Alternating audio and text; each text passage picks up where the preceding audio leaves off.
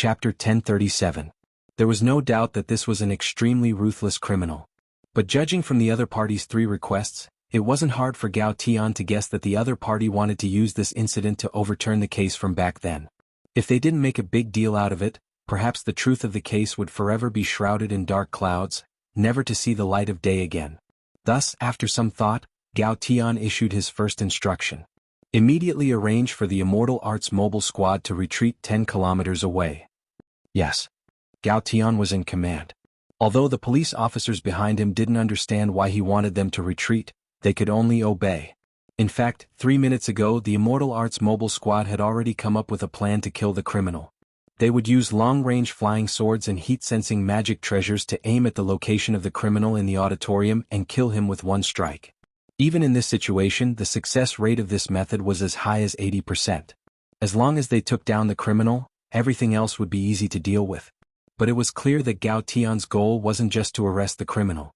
Logically speaking, they could indeed use long-range sniping to kill a criminal who had taken hostages, but the current success rate wasn't 100%. If they failed and angered the criminal, all the students in the auditorium would be out of luck. And another very important point was the criminal's methods. Before this, the criminal had killed people through a network screen many times. Such a strange method proved that the other party's realm was high, and he definitely wasn't an ordinary person. Because of this, they had to be even more cautious. If the other party realized that they were fooling the other party, there might be unpredictable risks. When Gao Tian arrived at the scene, it was still in pretty good order. He handed the storage bag he had brought from the police station to Principal Zhou. There was a total of 3 million yuan in cash inside. After receiving the prisoner's request, Gao Tian immediately ordered the nearby banks to cooperate with him and collected the 3 million yuan as soon as possible. The other party's goal was just to get a plan, and the cash extortion was just a formality. Thus, Gao Tian estimated that the risk of the bank losing 3 million yuan was very small. Of course, even if they did lose money in the end, it would be the insurance company who would pay for it. After entering the cordon, Gao Tian suddenly noticed that Little Silver and the green-furred dog he had seen before were also inside, and he was startled. "Why are you here?" The police officers and teachers on the side were also very helpless. They had already evacuated according to Gao Tian's instructions, and didn't leave anyone at the Golden Core stage or above. But Little Silver was from the Office of Strategic Deception and needed a team leader, and they couldn't order him around at all. "I was just passing by for a bit and then I just happened to see the commotion," Little Silver said, then whispered to Gao Tian, "Don't worry, the green-furred and I have concealed our auras. They won't be able to tell." Gao Tian, the truth was that Little Silver wasn't worried at all that this murderer would care about it. The other party had asked those at the Golden Core stage and above to evacuate. But Little Silver and Loopy Toad were holy beasts and he was a quasi-holy beast. The ones retreating were humans. What did that have to do with the holy beast? Principal Zhou Dongye heaved a sigh of relief at Gao Tian's appearance, but the situation in front of him was still extremely tense. "Can you send the video over in half an hour?" Gao Tian asked. Principal Zhou Dongye was taken aback. He nodded as cold sweat trickled down his forehead. "It should be possible, Principal Zhou. I need a definite answer." "Sure." After Principal Zhou Dongye finished speaking, Gao Tian's gaze turned to the small auditorium inside. "Sir, have you heard Principal Zhou Dongye's words clearly? Now, why don't we talk about the purpose of your actions?" For a very long time, there was no reply from the person inside. Then, in the next moment, a picture was publicly projected on the LCD screen outside the auditorium. It was a blueprint for a magic treasure, a pill furnace. The entire cauldron was greenish-gray in color, and its surface was decorated with jade and silver beads. The bottom of the cauldron was designed with spiral legs, and each spiral leg had 128 vents that were invisible to the naked eye, which could minimize the internal pressure produced during the refining process. Finally, a circular exhaust system was embedded at the bottom of the pill furnace, reflecting the outstanding concept of environmental protection. This was the winner of the Magic Treasure Design competition 3 years ago, and the author in the lower right corner was a person called Raven. In fact, Raven didn't represent a person, but the code name of a famous studio. The person who had founded Raven Studio back then was Fu Fuxing, who had graduated from Magic Treasure Development University and was in the same class as Zheng Jingxian. The signature in the lower right corner of this spiral jade furnace design blueprint was the name that classmate Fu Fuxing had signed to promote the studio after winning the competition back then. "Fu Fuxing," Gao Tian murmured. Fu Fuxing, who is this? Little Silver asked.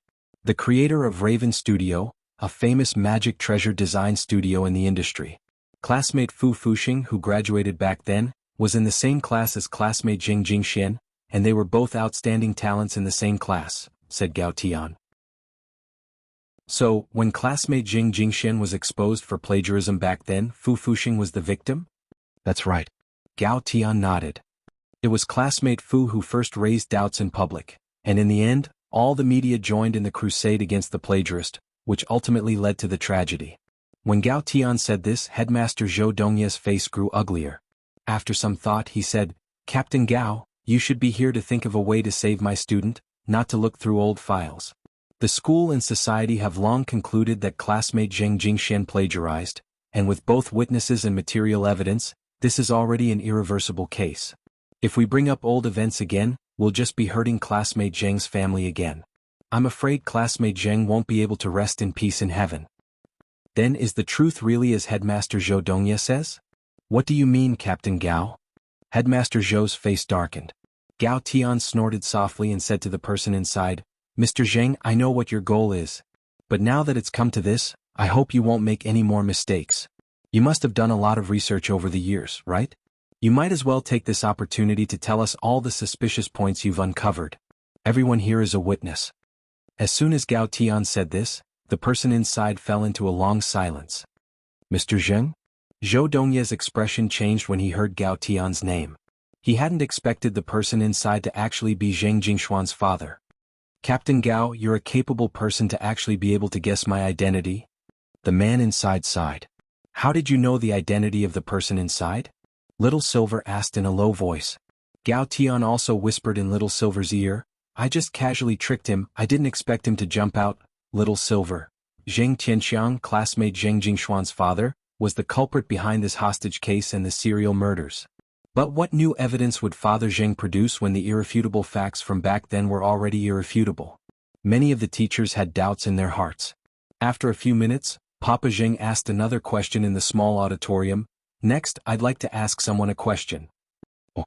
Gao Tian asked. Classmate Lin Shiyao should be here. Please ask her to step forward and answer my first question. Chapter 1038. Before this, Gao Tian had brought people to interrogate Lin Shiyao about the situation, but he didn't expect Lin Shiyao to have some kind of connection with this case.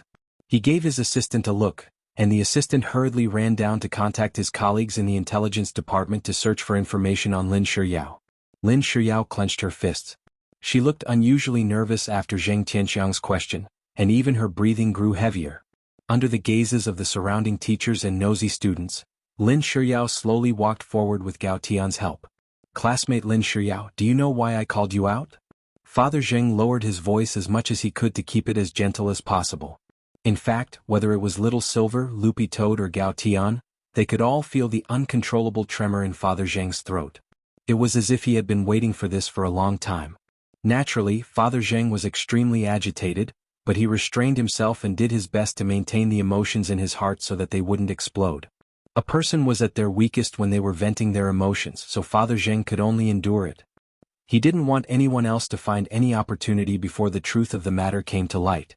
Lin Shiyao was clearly hesitant about Father Zheng's question. She had been obsessed with her studies for the last few years in order to avoid the matter between her and Zheng Jingxian. She had been living on tenterhooks, and had never expected the day the truth would come to light so soon.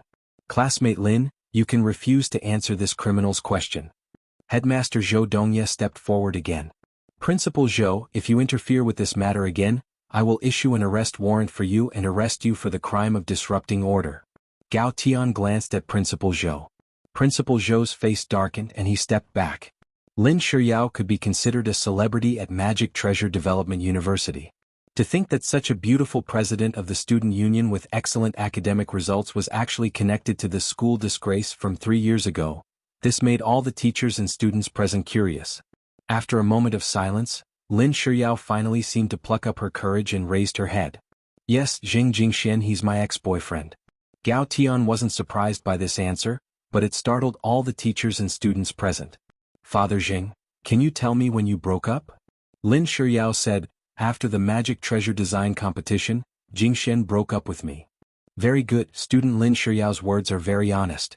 At least until now you haven't lied to me. Father Jing nodded. Then, student Lin usually has the habit of imitating beautiful handwriting. Lin Shiyao's eyes were already red. Yes. This is my hobby, Father Jing. Next, Lin Shiyao, please answer my last question. Jingshuan's will was written by you, Lin Shiyao? What? All the teachers and students present were stunned. Student Lin, why didn't you say so back then? Principal Zhou Dongye's voice also trembled. Lin Shiyao's heart was on the verge of collapse. She said while crying, after the plagiarism incident in the competition was exposed, Jingxian suffered retaliation. His arms were broken. Then he came to me and asked me to write a letter of apology for him.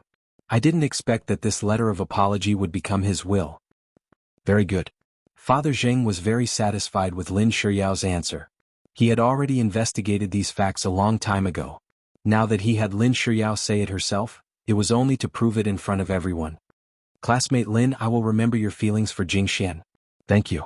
Jing Tianxiang, what the hell do you want? Principal Zhou roared. Principal Zhou Dongye, don't be anxious. The next question is for you. I also hope you can answer truthfully.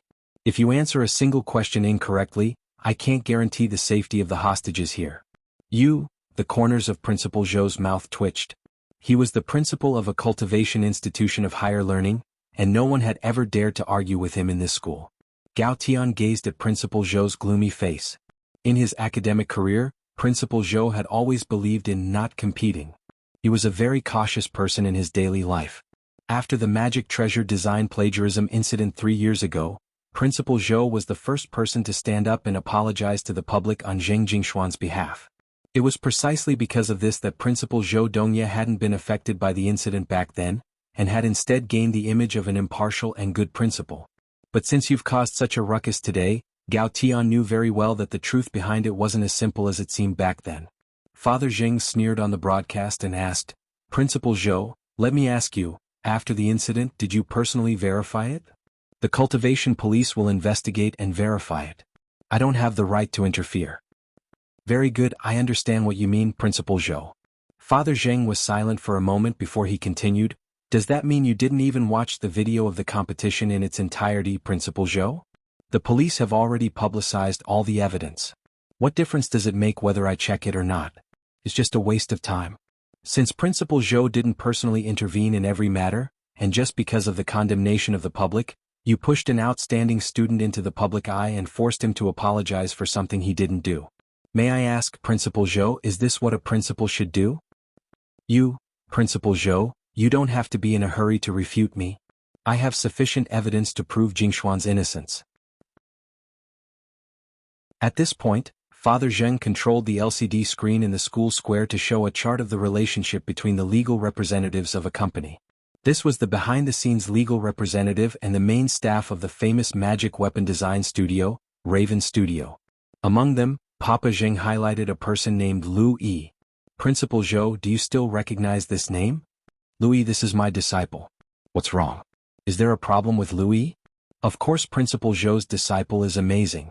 Back then, Lu Yi was also a gold medalist at Magic Treasure Development University. As early as his sophomore year, Principal Zhou had taken a fancy to student Lu Yi's talent and took him in as a closed-door disciple. Later, Fu Fuxing appeared and gave Lu Yi the idea of forming a studio and working together to build a brand. Thus, student Lu recruited people from all over the school and took in all kinds of magic treasure design talents. Student Fu Fuxing and my son Zheng Jingxian both received invitations from student Lu Yi. Father Zheng unhurriedly told the story. Student Lu made a name for himself and established Raven Studio. Later, after recruiting student Fu, he pushed him to the position of CEO of the studio, while he himself retreated behind the scenes to take on the role of legal representative and company PR. Principal Zhou, don't you think it's strange? What on earth are you trying to say? Principal Zhou gritted his teeth. What I want to say is actually very simple. Zheng Qianxiang said coldly, I want to say that student Lu Yi actually doesn't have any real ability. All the magic treasure designs he made in university, including the designs he submitted to the competition, were all based on my son Zheng Jingshuan's high school work, including that plagiarism case 3 years ago. Tianjin. Chapter 1039. Zheng Qianxiang's words caused an uproar among the teachers and students. The truth was that there were far more shady dealings in the design industry than this. Perhaps this was just the tip of the iceberg, but because of the irrefutable evidence from 3 years ago, no one dared imagine what kind of impact this iron-faced principal of Magic Treasure Development University would have if this case had been successful. Therefore, most people were like Principal Zhou Dongya. Most of them didn't believe it. It had been 3 years since the incident, and Raven Studio was no longer the small studio it used to be. Raven Studio now enjoyed a global reputation and was about to go public. If this scandal was exposed at this time, it was likely that they would never be able to make a comeback. Father Zheng, since you say that, what evidence do you have? A university teacher stepped forward of his own accord. Zheng Qianxiang's lips curled up. He had been waiting for this for so long. Things had already come to this point, and it went without saying how important the truth was. What Zheng Qianxiang wanted to do at the very beginning was to draw attention to this incident with his actions. But there was one thing. Zheng Qianxiang didn't kill anyone. When Zheng Qianxiang arrived at the scene, he discovered that the dead students had already been murdered. The dead alchemist was the witness who had exposed the plagiarism case back then. Although Father Zheng hadn't obtained direct evidence yet, this coder was the person who had led public opinion online back then. Without knowing the truth, this student, who was an alumnus of the same year, had spread all kinds of rumors online as a bystander. In the end, he had blamed the online violence on Zheng Jingxian. As for the female live streamer, she was student Fu Fuxing's ex-girlfriend in university. These 3 people were crucial witnesses, but they were all dead by the time Father Zheng arrived. Of course, the most unlucky person was still student Shen Guangrong. When the suspect had been attacking student Shen Guangrong, Father Zheng had used his strength to lend a helping hand from the screen and stop the murderer. Father Zheng speculated that student Shen Guangrong was very likely a random target the murderer had chosen to mislead the public. That way, the police might not be able to link this case to the Magic Treasure design plagiarism case from 3 years ago. Father Zheng actually already had an idea who the culprit was. Father Zheng vaguely sensed that there was an insurmountable abyss waiting for him ahead. He didn't know what he would face if he continued to investigate further. But Father Zheng was well aware that he was a father. Since he was a father, he had to do what he was supposed to do, redress his son's grievances. When Father Zheng walked out of the broadcasting room, the students in the auditorium, as well as the teacher who had given the lecture earlier, had already calmed down from the initial panic. So far, everything Father Zheng had done really made it impossible to associate him with this vicious serial killer. Most of them were just observing. During their public lecture in the auditorium, a shadow suddenly jumped out of the big screen and finally materialized into Father Zheng in front of them. Father Zheng was very strong. The moment he appeared, everyone in the auditorium was bound by the power of this shadow and couldn't move. Then, Father Zheng got the female teacher to cooperate with him and take away all the students' phones. He also activated the barrier inside the auditorium to block any possibility of telepathic magic informants. Then the scene before them happened. Father Zheng slowly walked out of the broadcasting room. He walked up to the dais, stood at attention, and bowed deeply to everyone. Teacher and fellow students, I'm sorry to have startled you. Please stay with me for a while longer to do what a father should do. Father Zheng bowed again. The students and teachers in the auditorium were unusually cooperative. They were new students this year, and although they had heard about the plagiarism case back then, they hadn't personally experienced it. At that time, they had been so busy with the college entrance examination that they hadn't had time to care about the comments online. This was also the reason why Father Zheng had chosen to kidnap this batch of students. They were a relatively neutral party, and their opinions on this matter were more from the perspective of the onlookers. On the other hand, Father Zheng also needed direct witnesses. The witnesses he had been looking for had all been eliminated. Since there was no longer any testimony from back then, Father Zheng had to find a new batch of witnesses. Now that things have come to this, are you still hiding? I still have a lot of evidence on hand. If I play it all, you'll probably spend the rest of your life in prison, won't you? Father Zheng stood with his hands behind his back. He was dressed in pitch-black ancient clothes, and when he released his aura, it fluttered even though there was no wind, naturally giving off the air of a master. After the plagiarism case, Father Zheng had been looking for evidence all this time. It had been an extremely difficult process, and the person behind the scenes was wearing down all the evidence bit by bit. The results of Father Zheng's years of painstaking work had already been released just now. If the witnesses were gone, he would create new ones. If the evidence was gone, he would create new ones. As Father Zheng said this, He could already sense that the person he was looking for had already arrived in the auditorium without anyone knowing. This kind of silent infiltration method was also the main method of the serial murders in the apartment. "Student Louis, you should be coming out now, right?" "Louis? Senior Louis is here?" Everyone in the auditorium was astonished. This speech was also clearly heard by all the teachers and students in the school, including the police, through the public broadcast button in the broadcasting room. "It's impossible for Louis to kill anyone. He doesn't have that kind of ability. Jing Tianxiang, don't make irresponsible accusations." Principal Zhou Dongye stood up with an extremely agitated expression. "Principal Zhou, what proof do you have?" Gao Tian looked askance at him. Louis? It's impossible for him to commit a crime. That's because his golden core was completely removed the year he entered university because of a myoma. That is to say, it's impossible for him to cast any spells. Even his strength is much weaker than that of a normal cultivator. The 3 dead students were all at the golden core stage, and Louis couldn't beat them at all. So he can't be the murderer. Principal Zhou Dongye said agitatedly. "Is he not the murderer just because he can't use spirit energy?" Father Zheng laughed. "Principal Zhou Dongye, it's really sad that you're still lying to yourself even now. Even if you can't use spirit energy, as long as you have a powerful enough rechargeable magic treasure, you can still commit murder. In my son Jingshuan's high school work, there was a design for a magic treasure that could move between screens and kill people without leaving a trace. Student Louis stole this design and developed it. I want to ask Student Louis, after stealing so many of my son's designs, have you paid the copyright fee?"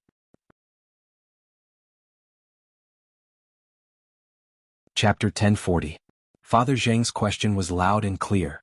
No one thought that the magic treasure plagiarism case that had rocked the whole country 3 years ago would actually see the light of day again under such circumstances.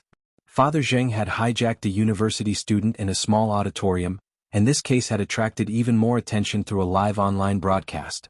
The Cultivation police wanted to block the news, but it was already too late.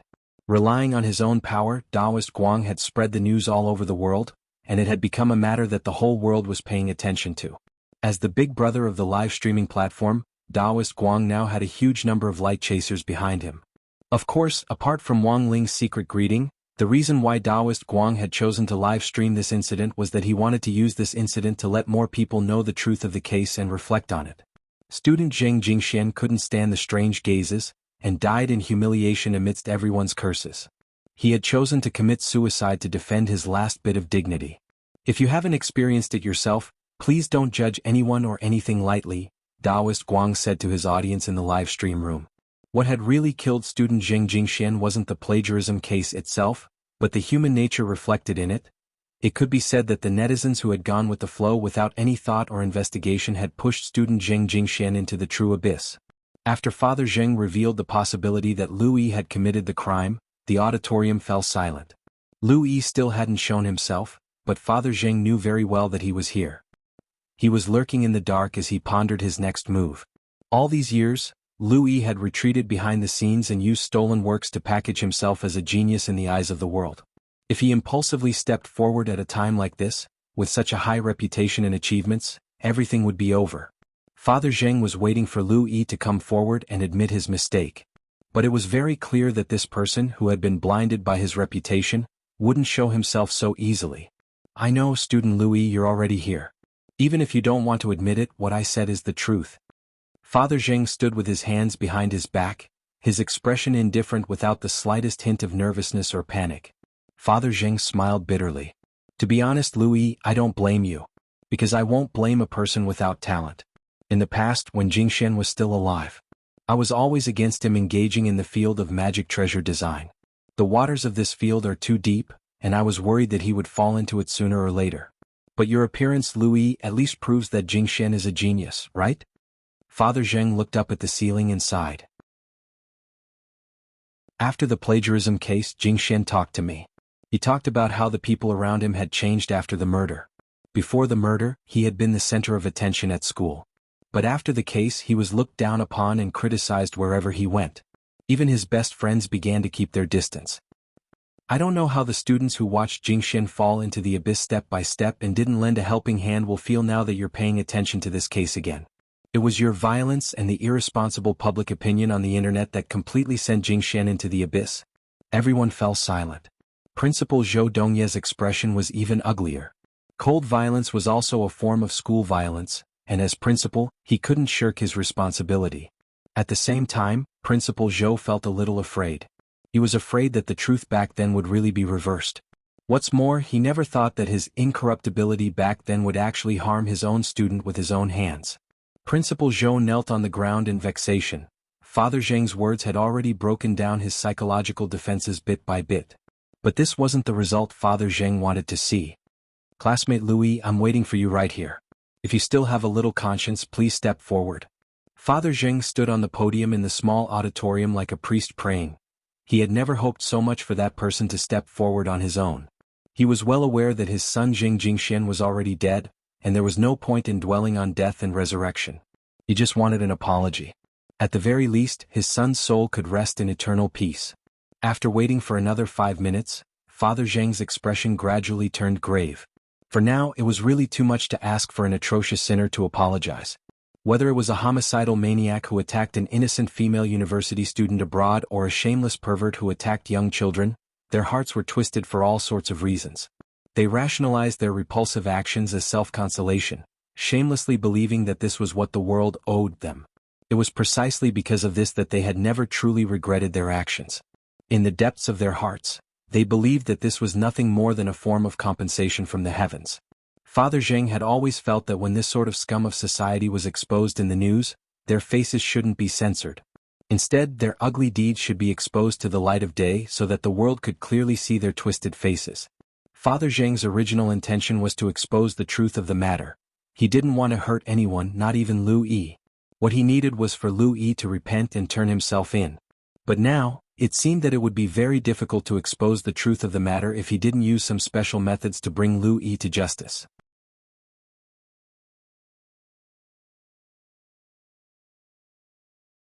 Chapter 1041. Modern cultivation society didn't lack fortuitous encounters, and many cultivators could often use all kinds of fortuitous encounters to raise their realms in a short period of time, but this kind of increase wouldn't be too abnormal. Furthermore, it would often be a small increase. In the Cultivation Encyclopedia, this kind of small increase in realms over a short period of time had a special term: minor sublimation. But Father Zheng's situation was clearly different. To achieve this kind of major leap in realms, it usually had to be related to banned drugs or forbidden spells. How can someone advance so quickly if they don't increase their realms? It's not like they're writing. Gao Tian stared at the report and started to re-examine the matter in his heart. So far, Father Zheng hadn't harmed any of the hostages, but whether or not he had, hostage-taking had already become a crime. It was like some criminals who held a knife to a person's neck, but actually didn't dare hurt them at all. Murder was a serious crime, and these criminals didn't dare take the risk lightly. Unless they had no other choice, a hostage-taker usually wouldn't choose to hurt a hostage, as that would be too extreme. As for the police, in order to protect the hostages, they had to consider the criminals' needs as much as possible when rescuing them in order to lower their psychological defenses. But there was one exception to these conditions, and that was a special regulation the cultivation police had for kidnapping cases. Is there a problem with an abnormal increase in realms? Little Silver asked suspiciously. Actually, he didn't really understand this situation. After all, he had seen for himself how heaven-defying his master Wang Ling was. At the beginning, Master Wang Ling's realm would increase by 1 level every 2 years, but this rate of increase was now accelerating, and the intervals between realms were getting shorter and shorter. It was precisely because of this that Little Silver was well aware that his master was looking for a way to perfectly control his strength. Of course, Wang Ling's situation was actually a little different from Father Zheng's. Wang Ling was born with it, while Gao Tian had already determined that Father Zheng might have cultivated some kind of forbidden spell or taken some banned drug. It's over. Gao Tian broke out in a cold sweat as he stared at the report. If this goes on, there's a very high chance that Father Zheng will be directly shot dead by the special regulation. Is it illegal to increase one's realm too quickly? Loopy Toad asked. It's not illegal to grow fast, but if you grow fast and take hostages, it's dangerous to make such risky moves. Gao Tian's expression gradually turned solemn as he explained to Little Silver and Loopy Toad, if there's an abnormal growth rate, there's a 95% chance that it's because of forbidden drugs or forbidden spells. The reason why forbidden drugs and forbidden techniques are included in the list of forbidden drugs is because cultivators will cause great harm to their bodies and even their minds after cultivating. Deliberately cultivating forbidden techniques and causing harm to others is 100% criminal responsibility. In our world, even the mentally ill will be punished for their crimes. Also, if a mentally ill person breaks the law, his or her family will also be implicated. If his or her family fails to properly supervise him or her, they will also be prosecuted. Gao Tian explained the current situation. All in all, the current situation was not optimistic. Whether it was taking forbidden drugs or cultivating forbidden techniques, no one could guarantee that a cultivator's mental state could be stabilized after trying these two actions. What Gao Tian was most worried about now was that the higher-ups would notice the abnormal growth in realms in the data, and directly direct combat operations to forcefully attack and kill Father Zheng. When that happened, the situation would definitely become chaotic, and the truth of the case from 3 years ago might be drowned out in the chaos once more, until it was finally left unsettled. Whether it was the hostages being injured or Father Zheng being prevented from revealing the truth, Gao Tian didn't want to see either. Elsewhere, in the Cultivation Police Headquarters office, Chief Zhao slapped the table. Tell me, what on earth is going on now?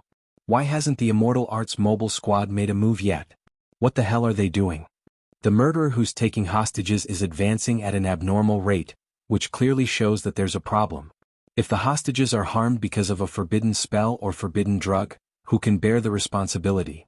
On the side, the police assistant wiped his sweat and comforted him. Chief, don't be angry. Most netizens are now focusing their attention on the case from 3 years ago again, because the suspect Zheng Tianxiang hasn't harmed the hostages yet. If we make a move now, it might cause public outrage. I'm sorry for my bad attitude, I apologize first. But the higher-ups are also putting a lot of pressure on us for this case. I hope we can solve it as soon as possible. Chief Zhao rubbed his brow and took a deep breath. Who's in charge of this case? It's Superintendent Gao Tian, who was recently promoted. Chief Zhao, you even signed off on it before. Oh, it's him. I remember. Chief Zhao nodded. Comrade Gao Tian has always performed well. If he's in command at the scene, I might be a little more at ease. There shouldn't be any problems. Furthermore, Team Leader Little Silver from the Office of Strategic Deception is also at the scene. Team Leader Little Silver's realm is profound, and his assistance is double insurance. The Office of Strategic Deception's team leader is also there? That's pretty stable. Hearing this, Chief Zhao instantly heaved a sigh of relief. He unhurriedly picked up the cup in front of him, blew on it a few times and then took a big sip of tea. Oh, by the way, Chief Zhao, I just received news that Director Audiobook is on his way. Pooh. Chief Zhao spat out a mouthful of tea at the assistant in front of him. What's he doing here? I heard he's passing through the area. Director Zhua is also the team leader of the Office of Strategic Deception's supervisory team. With 2 team leaders here, it should be triple insurance. Chief Zhao. Triple insurance, my asterisk guesses. Chief Zhao, you don't look too good. Do you have a problem with Director Zhua? After saying this, the assistant realized that he had said something inappropriate, and hurriedly covered his mouth. Chief Zhao glanced at the little assistant in front of him. Let me ask you, who arrested the old devil a few months ago? Director Zhua. What about the Immortal Mansion case? Director Zhua. What about the Evil Sword God case? Or Director Zhua. Zhen, I've been in this position for quite a few years. I'm just short of a big commendation and I might be able to move up again. This Zhua isn't from our police station, but in the end he gets all the credit every time. Chief Zhao touched his heart, feeling very aggrieved. Then Chief Zhao means, inform the Immortal Arts mobile squad to send 1/10 of our men to keep an eye on Zhua. Remember, after he's finished watching the scene, urge him to leave as soon as possible. All right, Chief Zhao.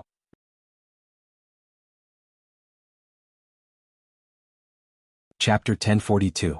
Number 60 High was already in the process of being promoted to a key city high school.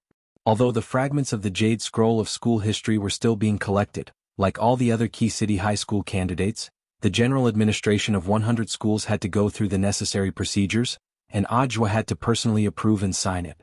Today, Zhua had originally planned to visit the summer campus construction team in charge of number 60 High and several other candidate high schools. In the end, he had only been halfway there when Secretary Dakong directly called his cell phone. Little Zhuazi, there's a problem at Magic Treasure Development University. It seems that the Immortal Arts mobile squad has been mobilized. There's a police officer called Gao Tian handling the situation at the scene. Go over and take a look, said Secretary Dakong. Old leader. I'm busy meeting with the school construction team. Since a police officer has already gone, it doesn't matter if I go or not. Ajwa wiped at his sweat. He was mainly afraid that if he went over he would inexplicably gain another merit after the case was closed. Chief Zhao at the police station had already been unhappy because of the old devil and the master of Immortal Mansion, so Ajwa felt that it was indeed a little inappropriate for him to interfere with the normal work of the police station. But Secretary Dakong didn't think so. Little Zhuozi, you're wrong. The general administration of 100 schools is in charge of all schools, including universities.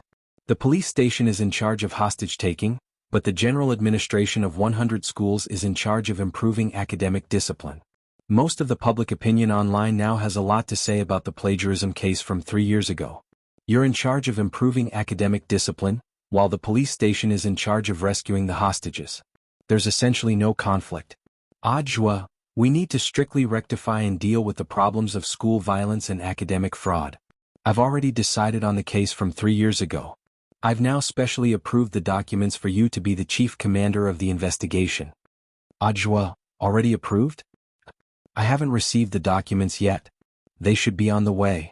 Holding the phone in one hand, Secretary Dakong glanced at the time on the computer screen before he said to Ajwa, Little Zhuozi, you should be in the car, right? Yes, Zhongleng is driving.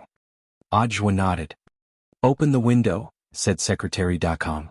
All right. Ajwa obeyed. Just as he did so, a document flew directly in through the window like a hidden weapon. A courier on a flying sword greeted Ajwa in a very handsome manner. Director Zhua, your express delivery has arrived. Remember to give me a 5-star rating. Secretary Dakong, Immortal Tong Express, mission accomplished. Very reliable. If we let them deliver the packages, we definitely won't have to worry about sending the packages to other places by mistake like the Federation Express did. Ajwa, alright, that's all I've said. We have to take care of both the school's atmosphere and the students' minds. I know that little Zhuozi has been very busy recently. You've been busy with the construction of the key high school in the city, and you've also been busy going to a few Golden Core universities to understand the situation. Things like finding 3 study partners to accompany foreign students must be dealt with seriously. Yes. Ajwa nodded solemnly. Our country has been on the road from poverty to prosperity, and we have long been used to seeing the world as equals. Many special treatments have disappeared, and more equal treatment has been born. Isn't it a pleasure to have friends coming from afar? Being neither servile nor overbearing is the best form of respect. Excerpt from People's Daily, Secretary Dakong sighed emotionally. It's not easy to correct the unhealthy atmosphere in schools, but as long as there are outstanding cadres like you, I believe that we can definitely guide these schools to establish a new style. When you're done with your work, I'll personally give you permission to take a vacation. Yes, leader. I guarantee I'll complete the task. Ajwa nodded. The old secretary's heartfelt words were well-reasoned and convincing, and Ajwa was already unable to decline the task in front of him. In fact, he had already been paying attention to the Magic Treasure Development University incident in the car, and had been planning to check it out after work was done. Little Lang, change your route to Magic Treasure Development University. The old secretary personally arranged this task, Ajwa said from the back of the car. Then what about the school construction team? We've already arranged a time. I'm going to deal with Magic Treasure Development University. I'll leave the school construction team to you. You've been working for me for so long, I believe in your abilities. Also, pay attention to the materials and don't cut corners. If anything goes wrong, I'll hold you responsible. I have high hopes for you. Yes. I guarantee I'll complete the task. Zhong Lang nodded solemnly in the same tone as when Ajwa had spoken to the old secretary earlier. And then there was no then. When Zhong Lang sent Ajwa to the scene, all the police officers present couldn't help wiping at their cold sweat when they saw him arrive. You go. I don't dare, I offend Director Zhua, is this guy full? Then offending Chief Zhao is enough. Of course not. Then you go. F***K, why should I go? Ajwa was about to find someone to understand the current situation when a deputy captain was pushed forward by the police officers. Director Zhua, this is a hostage situation. If you always come to inspect our work, we welcome you. But please don't interfere too much. What do you mean by interfere too much? Ajwa smiled. Let me ask you, Where did this hostage situation take place? University. Then what kind of place does our general administration of 100 schools care about? The deputy captain. All right, I won't steal your job. Ajwa patted the deputy captain on the shoulder. Deputy Captain Liu, don't be nervous. Rescuing the hostages is your job, while my job is to investigate the case from 3 years ago, so there's essentially no conflict between our jobs. After saying that, Ajwa slapped the document signed by the old secretary on Deputy Captain Liu's chest. This is a document signed by Secretary Dakong of the Alliance of 10,000 Schools himself, requesting that I thoroughly investigate the plagiarism case from 3 years ago. If there are no objections, I don't think Chief Zhao's side will either. Deputy Captain Liu took the document with trembling hands, and all the courage he had felt when he had spoken just now was swept away in an instant. Ajwa, so what's the situation? Deputy Captain Liu, there hasn't been any movement for some time. The hostages aren't in danger for the time being. But the Immortal Arts mobile squad is ready to fight. Considering that the suspect's realm growth rate is abnormal, it's possible that he has taken forbidden drugs or cultivated forbidden spells, which can lead to mental instability. Then has he provided any new evidence for the case from 3 years ago? Not for the time being. Then what about Liu Yi, who was mentioned earlier? If Zheng Qinxiang is making irresponsible accusations, shouldn't he refute it? We've already sent someone to look for him, Deputy Captain Liu replied. At that moment, a police officer ran over anxiously. Deputy Captain Liu, something happened. What happened now? We found Liu Yi. He's in his own house. Bring him here. He's already dead. He died in exactly the same way as those people in the apartment? Want to make it so that the dead can't testify? Ajwa felt that this case had become interesting. The current situation was already very clear. Apart from Father Zheng, there was a second force working hard on the case from back then.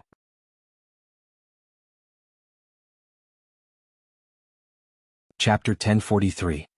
Liu Yi had been killed at home in exactly the same manner as those Magic Treasure Development University graduates at Divine Leisure Apartments. They had all died without any obvious signs of an invasion. This person had been very skillful and killed in one blow. Whether it was in terms of strength, motive or method of invasion, combining the above 3 points, Father Zheng was undoubtedly the prime suspect.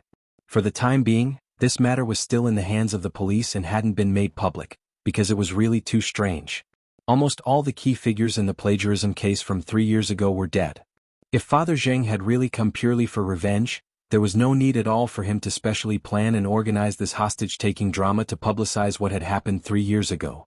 He just needed to kill all the targets of his revenge behind the scenes. So, the current situation was very clear. This was framing. After hearing the news that Liu Yi had been killed, Gao Tian, Little Silver and Ajwa had a tacit understanding that this was the case. But they had no idea at all what this second force behind the scenes was. In the small auditorium, Father Zheng broke out in a cold sweat. He had been waiting for Liu Yi to step forward on his own. After waiting for a long time for Liu Yi to show no signs of remorse, he had been about to circulate his qi and use a spell to directly capture Liu Yi on the other end of the screen and interrogate him on the spot. In the end, when Father Zheng's spiritual senses penetrated Liu Yi's home, he saw that Liu Yi was already dead in front of his computer.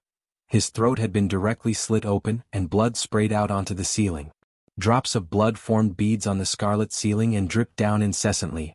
The scene was as horrifying as a horror movie.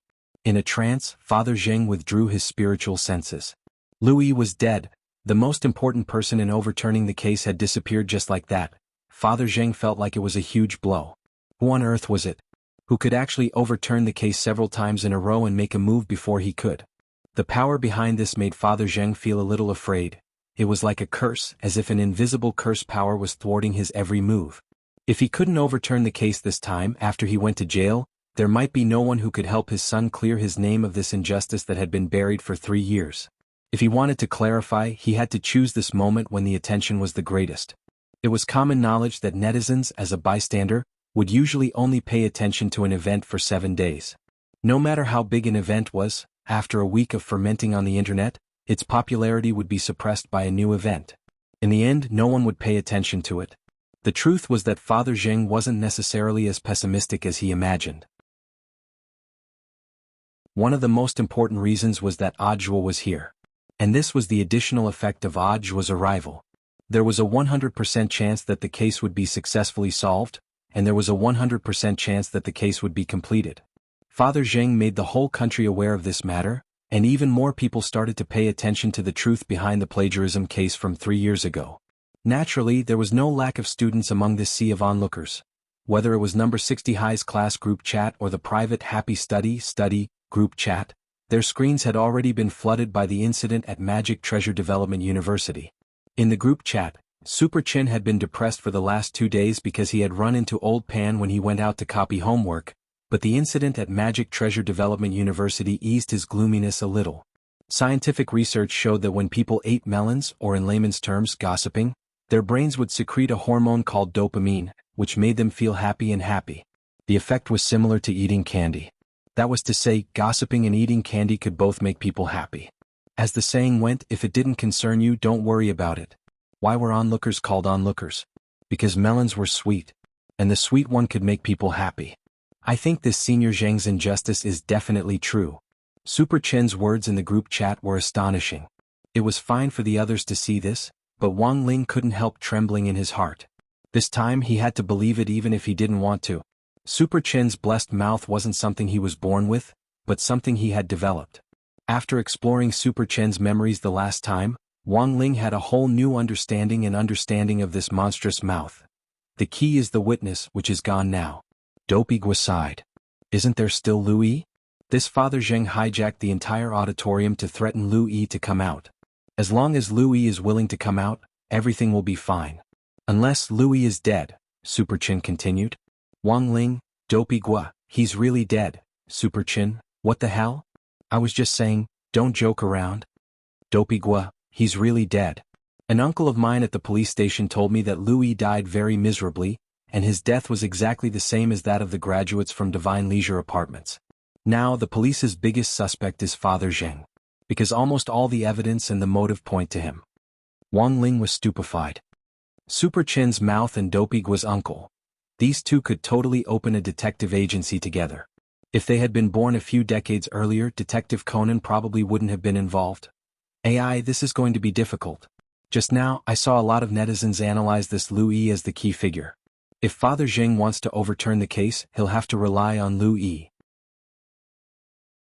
Whether Lu Yi is willing to tell the truth or not, at the very least he has to be alive. Little Peanut sent a message in the group. As for that classmate Fu Fuxing, he was completely in the dark and was manipulated by Lu Yi from the start. In the end, the mastermind is dead, and the current situation is that there's no evidence. Not necessarily. Super Chin suddenly said, I'm thinking of a possibility. What possibility? 3 years ago there might have been other witnesses. Including when Lu Yi died, there might have been other witnesses, Super Chin said. Wang Ling sent several question marks. First of all, I want to say that when I say witness, I'm not talking about people. For an apartment as old as Divine Leisure Apartments, there are bound to be cockroaches and ants, right? Maybe they were eyewitnesses to the crime and Lu Yi's death 3 years ago. Super Chin said, I know of a spell that can communicate with living beings. Dopey Gua should be more familiar with this than I am. Dopey Gua nodded and said, indeed, a high-level pet trainer can do it. Maybe we can ask teacher Wei Ji to help. There might really be hope. But the problem is, how do we find cockroaches and ants? You'll have to ask number 59 High School's professional pest elimination team about this. Number 59 High School's pest elimination team? Don't tell me you're talking about. That's right, it's that group of cats that appeared at number 59 High School before. With that black cat as their leader, I heard that after the Spirit Sword Exchange Conference, this black cat led the way in wiping out Shadowstream's headquarters. Since then, it has made a name for itself, and then took advantage of that momentum to start a pest elimination business, Super Chin said. Wang Ling, Dopey Gua and Little Peanut. Super Chin, I heard that with that black cat as their leader, their business now covers all the major districts of Shanghai City. It's much easier for them to find cockroaches and ants than it is for us. Most importantly, they know how to hold back when catching things. Their employers hate cockroaches and mosquitoes to the bone, and many of them ask them to keep them alive. When they catch them, they'll be especially careful, and in the end, they'll give them to their employers to ravage. Wang Ling.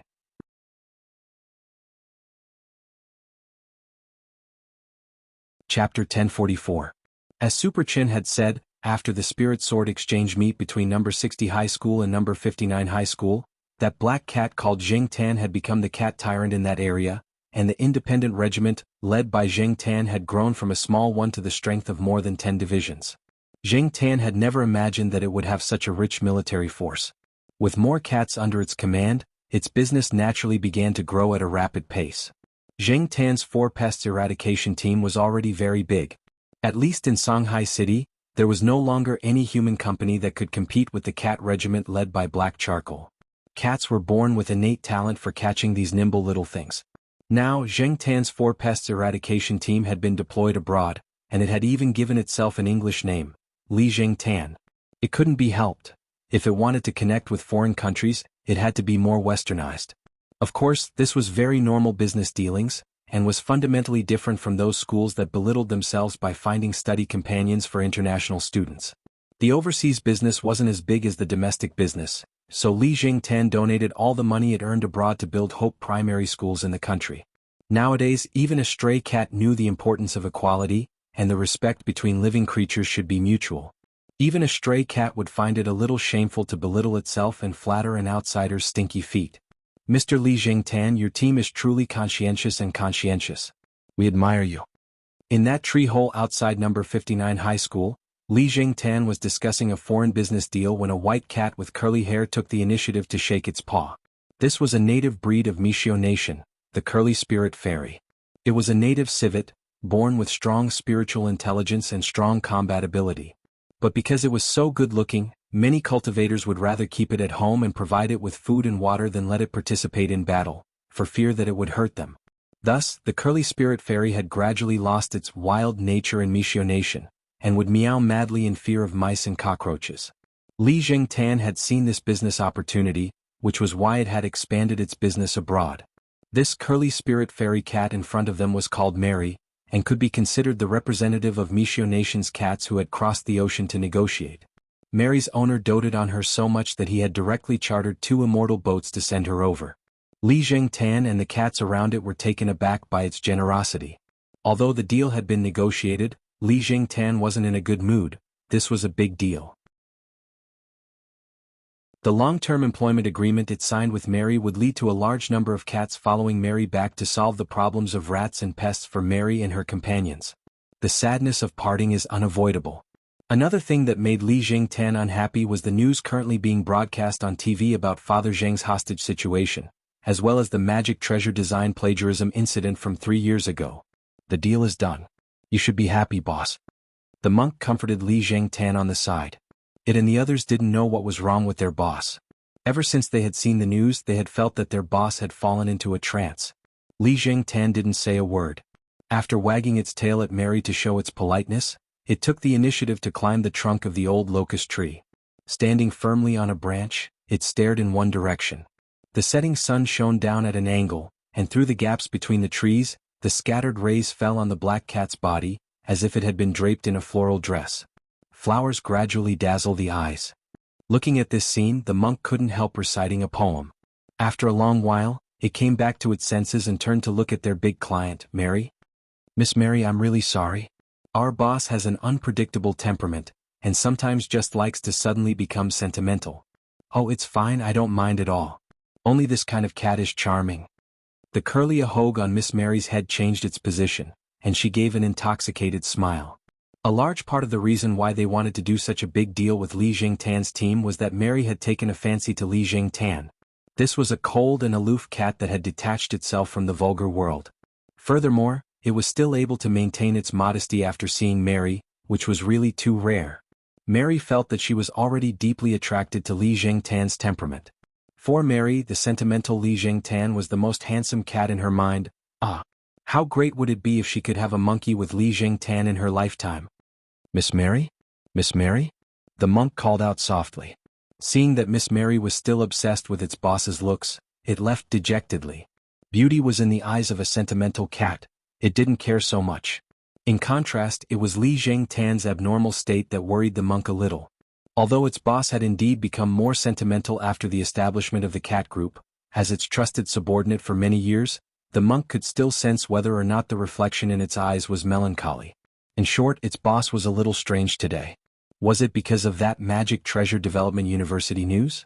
The monk carefully recalled that 3 years ago, the independent regiment had still been very small, and had basically had no business dealings with Magic Treasure Development University. But if it had to be said, the independent regiment had taken over the Divine Leisure Apartments case, which had been involved in multiple serial murders. Furthermore, the monk clearly remembered that under the leadership of its boss, Li Jingtan, they had cleaned up the most terrifying cockroach gang leader in Divine Leisure Apartments, the king of cockroaches in all of Songhai City, Cockroach Wuxia. After this guy had been caught, the monk had stepped on it several times. Who would have thought that this cockroach would be so tenacious? Not only hadn't it been broken, it had even cried out in pleasure. Now this cockroach gang leader was sealed in a strengthened goldfish tank, and there was practically nowhere for it to run. Why was it kept in a goldfish tank, you ask? The reason was very simple. As the king of cockroaches, Cockroach Wenxiang was as big as 2 palms of an adult. It could even fly, and when the steel wings on its back spread out, it had a powerful cutting and destructive power. Why was Cockroach Wenxiang so powerful? The reason was very simple. It was a pure-blooded southern cockroach. Furthermore, as the king of cockroaches, it also had an extremely powerful reproductive ability, and could give birth to thousands of cockroaches in one nest.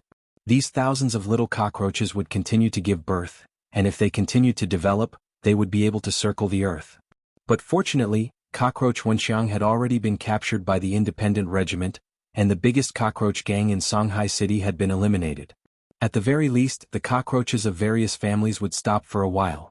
Seeing that its boss, Li Jingtan, was in a bad mood, the monk was wondering if it should take out the fish tank in which Cockroach Wenxiang was sealed to relieve its boredom. At that moment, the monk smelled a very familiar scent. Suddenly, the monk raised its head. Immortal meow.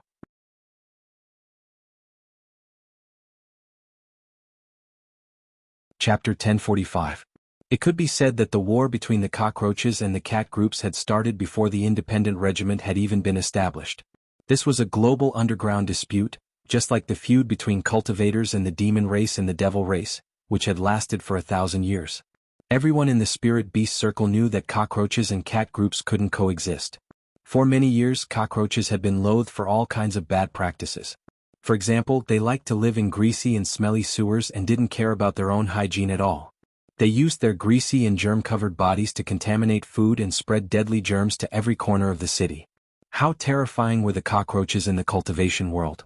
They had more tenacious vitality than normal cockroaches, and because of their strong reproductive ability, cultivators were defeated when they ran into cockroaches.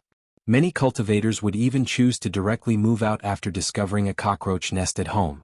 Once a cockroach nest was discovered, it wouldn't take more than a few days for the cockroaches to crawl into every corner of the house. As soon as you opened the door, you would see these pitch-black things spreading their steel wings and flying all over the place. Thus, exterminating cockroaches and maintaining the environment in the cultivation world became something that all cultivators had to work together to face. Cockroaches reproduced so quickly that they couldn't be eradicated, so at the very least, they had to suppress their numbers by eliminating them every year. There was now a cultivators' pest exterminator guild in the market responsible for dealing with insect pests in each household. The guild would issue missions in the announcement hall based on the situation of the insect pests in each area. Cultivators who accepted the mission would receive a watch-shaped soul collector to record the number of cockroaches eliminated, and the mission would be considered complete once the target was reached. Once the mission was completed, the cultivator would receive a certificate issued by Wuxia Alliance as well as a reward of Immortal Fate merit points, which could be directly exchanged for all the cultivation resources they wanted in the guild. This sounded easy, but it wasn't. After several years of working with the Pest Exterminator Guild, Wuxia Alliance realized that it was difficult to completely suppress the insect pests with the strength of cultivators alone, and that there would be additional losses. The main reason was that such a large area of pests would make many cultivators who went on missions choose to directly use their ultimate skills to kill the pests, and some even used sacred artifacts to kill the cockroaches. In the end, a lot of cockroaches were killed, but with the extinction of the cockroaches, the buildings would also be greatly damaged at the same time. Therefore, this kind of behavior was not worth it. After some consideration, Wuxia Alliance decided to use some local spirit beasts to help clear out the pests, and the effect of this initiative was surprisingly good. A large part of the reason why the independent regiment was able to develop now was because of Wuxia Alliance's support. Not only did Li Jingtan lead the cats to protect the environment, it had also found a way for its cat regiment to survive and develop. Of course, apart from Wuxia Alliance's support, Another very important reason for its current scale was that Li Jingtan had personally captured Changang's boss, cockroach Wenxiang.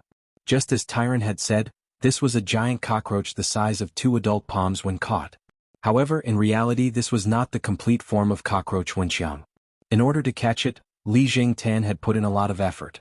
When it had caught cockroach Wenxiang, this guy had shrunk into a corner and hadn't moved at all. Li Jingtan had calculated when cockroach Wenxiang was going to evolve and shed its skin, and had ordered the nearby cats to swarm over and take down the weakened cockroach Wenxiang in one fell swoop.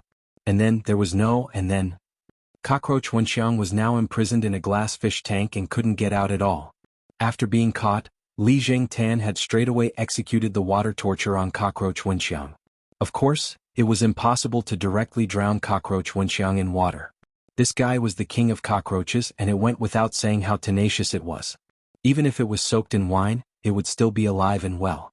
Thus, Li Jingtan had hit the nail on the head and mixed birth control pills into contraceptive water, and soaked cockroach Wenxiang in it for 7 days and 7 nights, directly sterilizing it. After learning that it was infertile, cockroach Wenxiang was filled with righteous indignation. You're going too far. Go too far, Harry Ball. The country only allowed for a second child and you've already given birth to hundreds of millions of children. Aren't you ashamed? Back then, Li Jingtan's retort had directly dumbfounded cockroach Wenxiang. Cockroach Wenxiang had tenacious vitality. Considering that it couldn't be directly eliminated, Li Jingtan had decided to simply raise it and use it to control the emperor. As long as cockroach Wenxiang was in its hands, the nearby cockroaches would calm down a little. Most importantly, Li Jingtan could even use cockroach Wenxiang as bait to draw out an endless stream of nearby cockroaches, and the cat regiment would just have to wait for them. After seeing the news about Magic Treasure Development University, Li Jingtan's mood inexplicably fluctuated. After feeling melancholy for a while on a branch, it then went over to the goldfish tank and stared at cockroach Wenxiang with its bright eyes. Cockroach Wenxiang didn't care at all. It knew that Li Jingtan couldn't kill it, and it was very happy in its heart. You found a way to kill me? You can't kill me. At best, your realm is only at the peak late foundation establishment stage. I was hit by a soul formation cultivator's palm before, and the other side thought that I had already been smashed into powder. God knows that I'm still alive.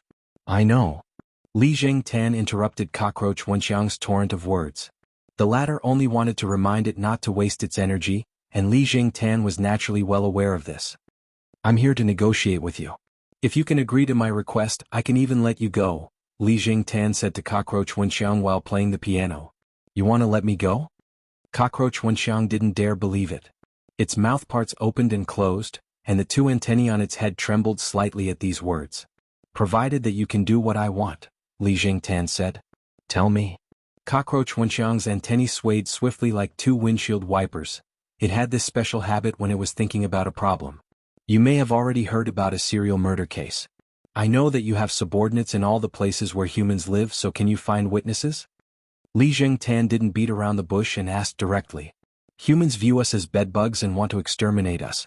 Why should we testify against them? Cockroach Wenxiang laughed. Every living creature has the right to live, and you are no exception. But your mistake was overbreeding. This will cause trouble for other living creatures, which is why you have to be exterminated. If you can find suitable witnesses, perhaps this will be a good opportunity to improve, Li Jingtan analyzed very seriously. Cockroach Wenxiang thought for a while. Finally, it agreed to the request. I can help you look, but you have to satisfy one of my requests. What is it?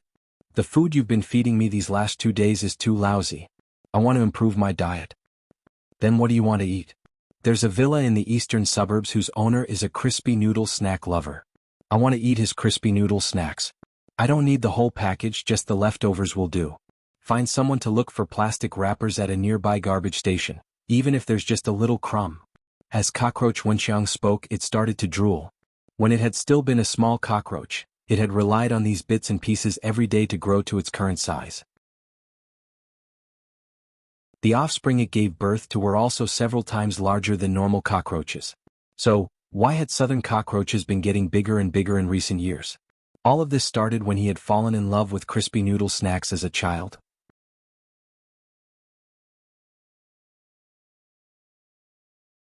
Chapter 1046. When all was said and done, The biggest reason why Cockroach Wenxiang and Cockroach Gang had been able to rise so quickly was because of Wang Ling's leftover crispy noodle snacks.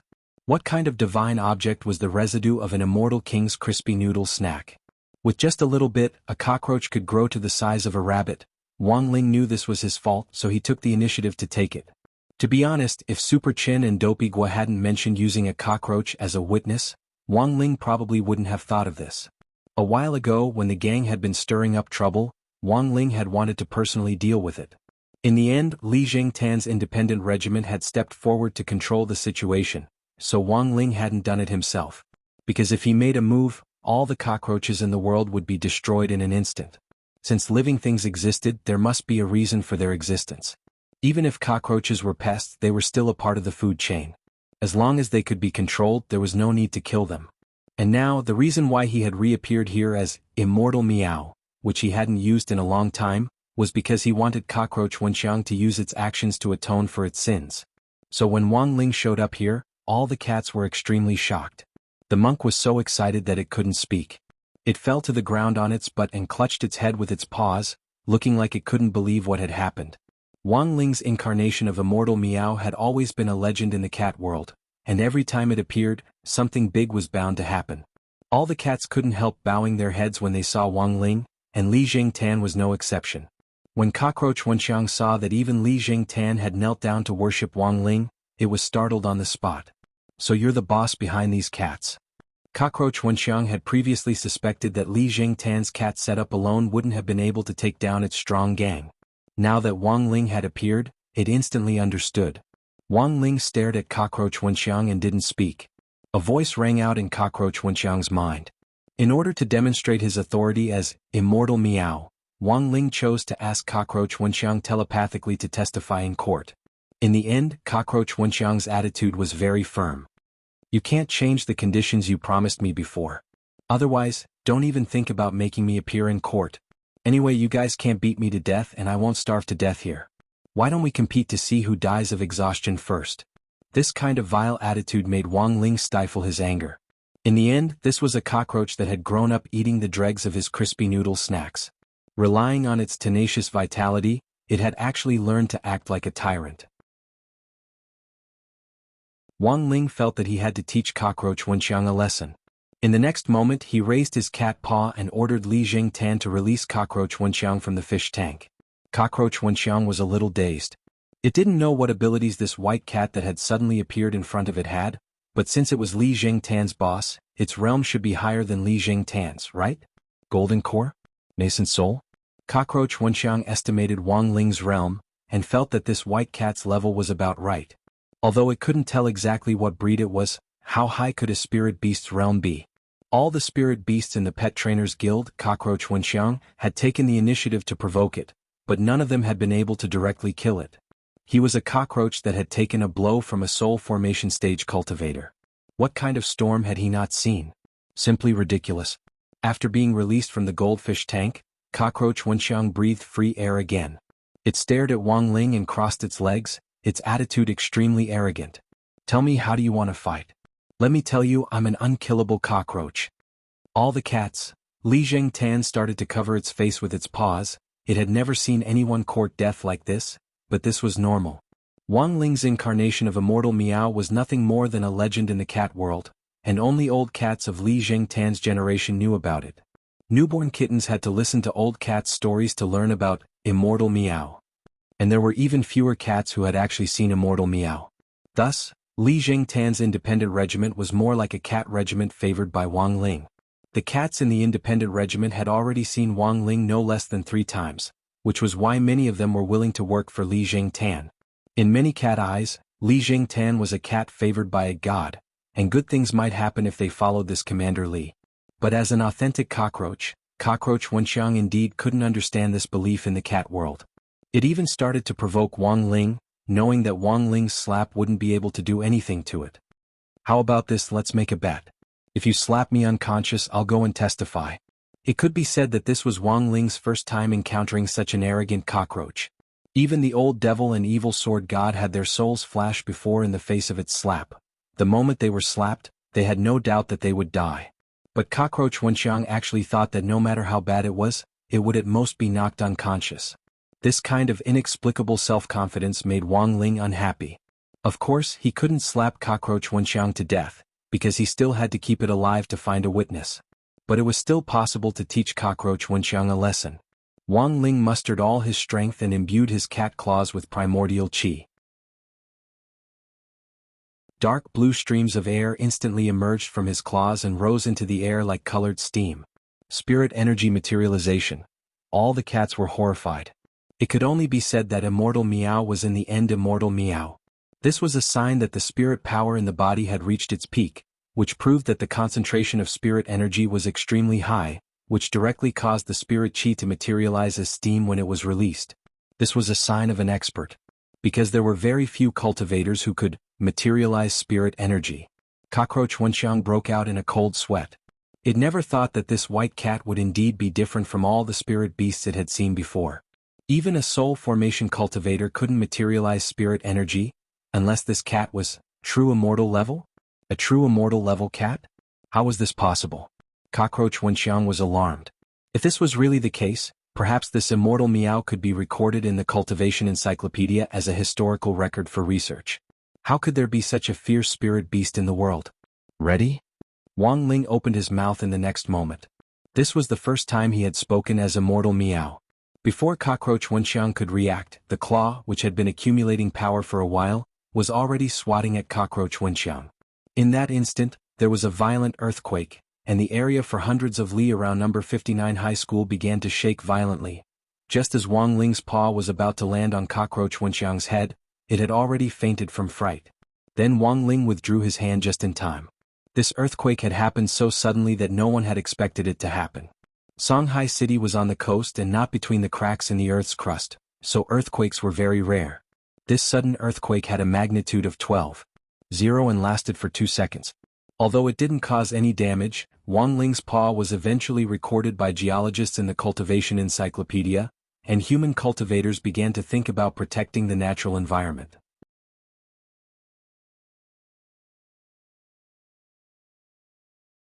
Chapter 1047. Wang Ling's slap scared Cockroach Wenxiang so much that it fainted on the spot. At the same time, the cultivators at the Earthquake Monitoring Center in Songhai City were extremely busy. The earthquake had come so suddenly that the magic treasure responsible for monitoring had been destroyed before it could react. Everyone stared at the dashboard in front of them, bewildered. What the hell was this thing? A magnitude 12 earthquake. The director of the monitoring center frowned deeply. Although this sudden earthquake had only lasted for 3 seconds and hadn't caused any actual damage to Songhai City, if an earthquake of this magnitude had happened in any other city, it was likely that those cities would have already been reduced to ruins. Big cities had the highest level of anti-earthquake technology. Basically, all buildings would automatically activate a building stabilization barrier during an earthquake, and everything within the range of the barrier would be in a state of weightlessness. That was to say, if a building collapsed, the rubble and debris that fell from it would float, and people wouldn't be harmed. However, this kind of emergency defense technology was only widespread in big cities like Songhai City and Jianghu City. Because the technology cost was too high, it would take at least 3 years for it to be popularized nationwide. Director, write a research report for President Qi right away. This earthquake was too sudden, and I suspect that the living environment of us cultivators will be greatly affected. Director Zhang of the Research Institute had an ugly expression on his face. In many cases, this kind of sudden earthquake without warning was often a warning of a bigger disaster. In recent years, the cultivation world had been overexploited, and a large number of creatures had been put on the endangered list. Unrestrained extraction was bound to have a huge impact on the ecological environment.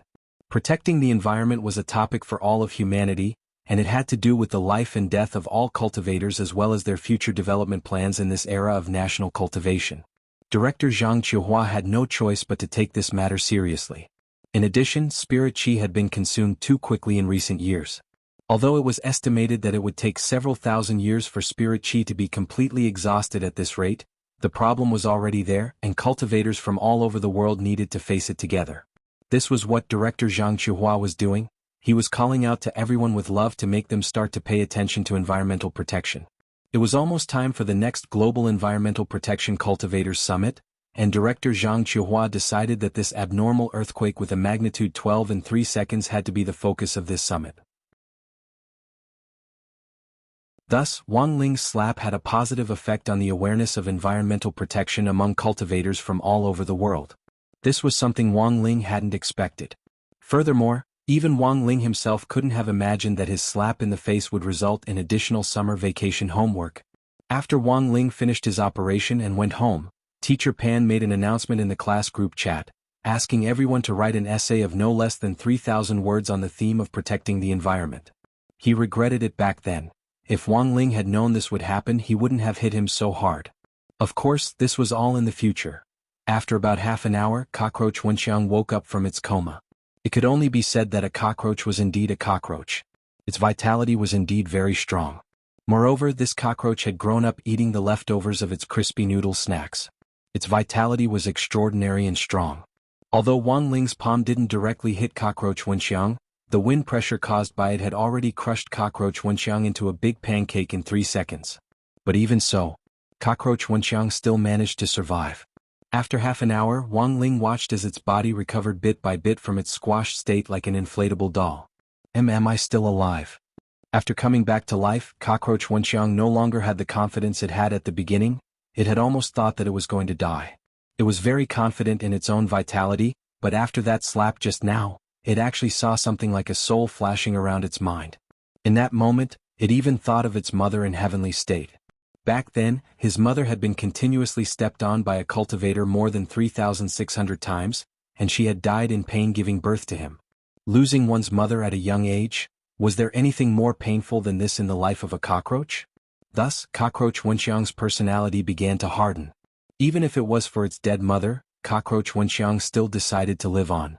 It and its siblings hid under its mother's flattened body, and after the cultivator left, they dragged her into the sewers to bury her. It had already sworn that it would live on. As long as it could be eaten, cockroach Wenxiang wouldn't miss out on it. It vowed to strengthen itself and in the end, become a cockroach that couldn't be trampled to death no matter what. The light of the soul flashing around cockroach Wenxiang brought it back to its tragic childhood. It was obvious that cockroach Wenxiang was a cockroach with a story, but now wasn't the time for cockroach Wenxiang to recall its past. Given cockroach Wenxiang's experience, it probably wouldn't be able to recall everything even if it had 10,000 more words. How much did people hate memories? It could be seen from the migrant workers manga Naruto. At a critical moment in the plot, a memory would be inserted, making people burn with impatience. Thus, continuing to kill memories wouldn't work, as readers would be suspected of exaggerating the number of words. Are you going to help me or not? In the next moment, Wang Ling's question rang out again, and cockroach Wenxiang shuddered when it heard the voice that rang out in its soul. Wang Ling had only slapped it once, and before it had even landed, cockroach Wenxiang was already suffering from sequelae. This was a normal question, but in cockroach Wenxiang's ears, it was like an interrogation from the soul, and it trembled all over. I'll help. Cockroach Wenxiang replied shakily. It knew that at that moment, it already had no other choice. Elsewhere, Audiobook very quickly received the news from Wang Ling as expected of Shifu. He was actually able to find a new witness under these circumstances. Audiobook was extremely excited. A few minutes ago, Wang Ling had sent him a message saying that he had found a new witness. Then he announced the news to the public. All the police officers present, as well as the school leaders and teachers of Magic Treasure Development University, were taken aback when they heard this. A new witness? A new witness? Headmaster Zhou Dongye didn't dare believe it.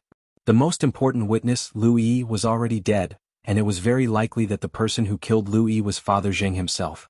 How could there be a new witness in this completely secret room? Mr. Zheng, the police have already found a new witness who can prove your innocence, as well as the truth of the suicide case 3 years ago. So, Mr. Zheng, please release all the students here immediately, and the police will definitely give you an explanation. Without further ado, Audiobook began his final negotiations with Father Zheng. The scene was silent for several minutes. The door of the auditorium slowly opened. With tears in his eyes, Father Zheng raised his hands high as he walked out of the auditorium. 3 years ago, those police officers had wronged his son. 3 years later, he still chose to believe that the police officers could prove his son's innocence and reveal the truth to the world. Everyone was baffled no matter how they thought about it. Director Zhuo, what on earth is going on? Gao Tian asked. I found a new girl called Little Liang who said she witnessed Lu Yi's death, Audiobook replied. Who is Miss Little Liang? A cockroach, commonly known as a cockroach.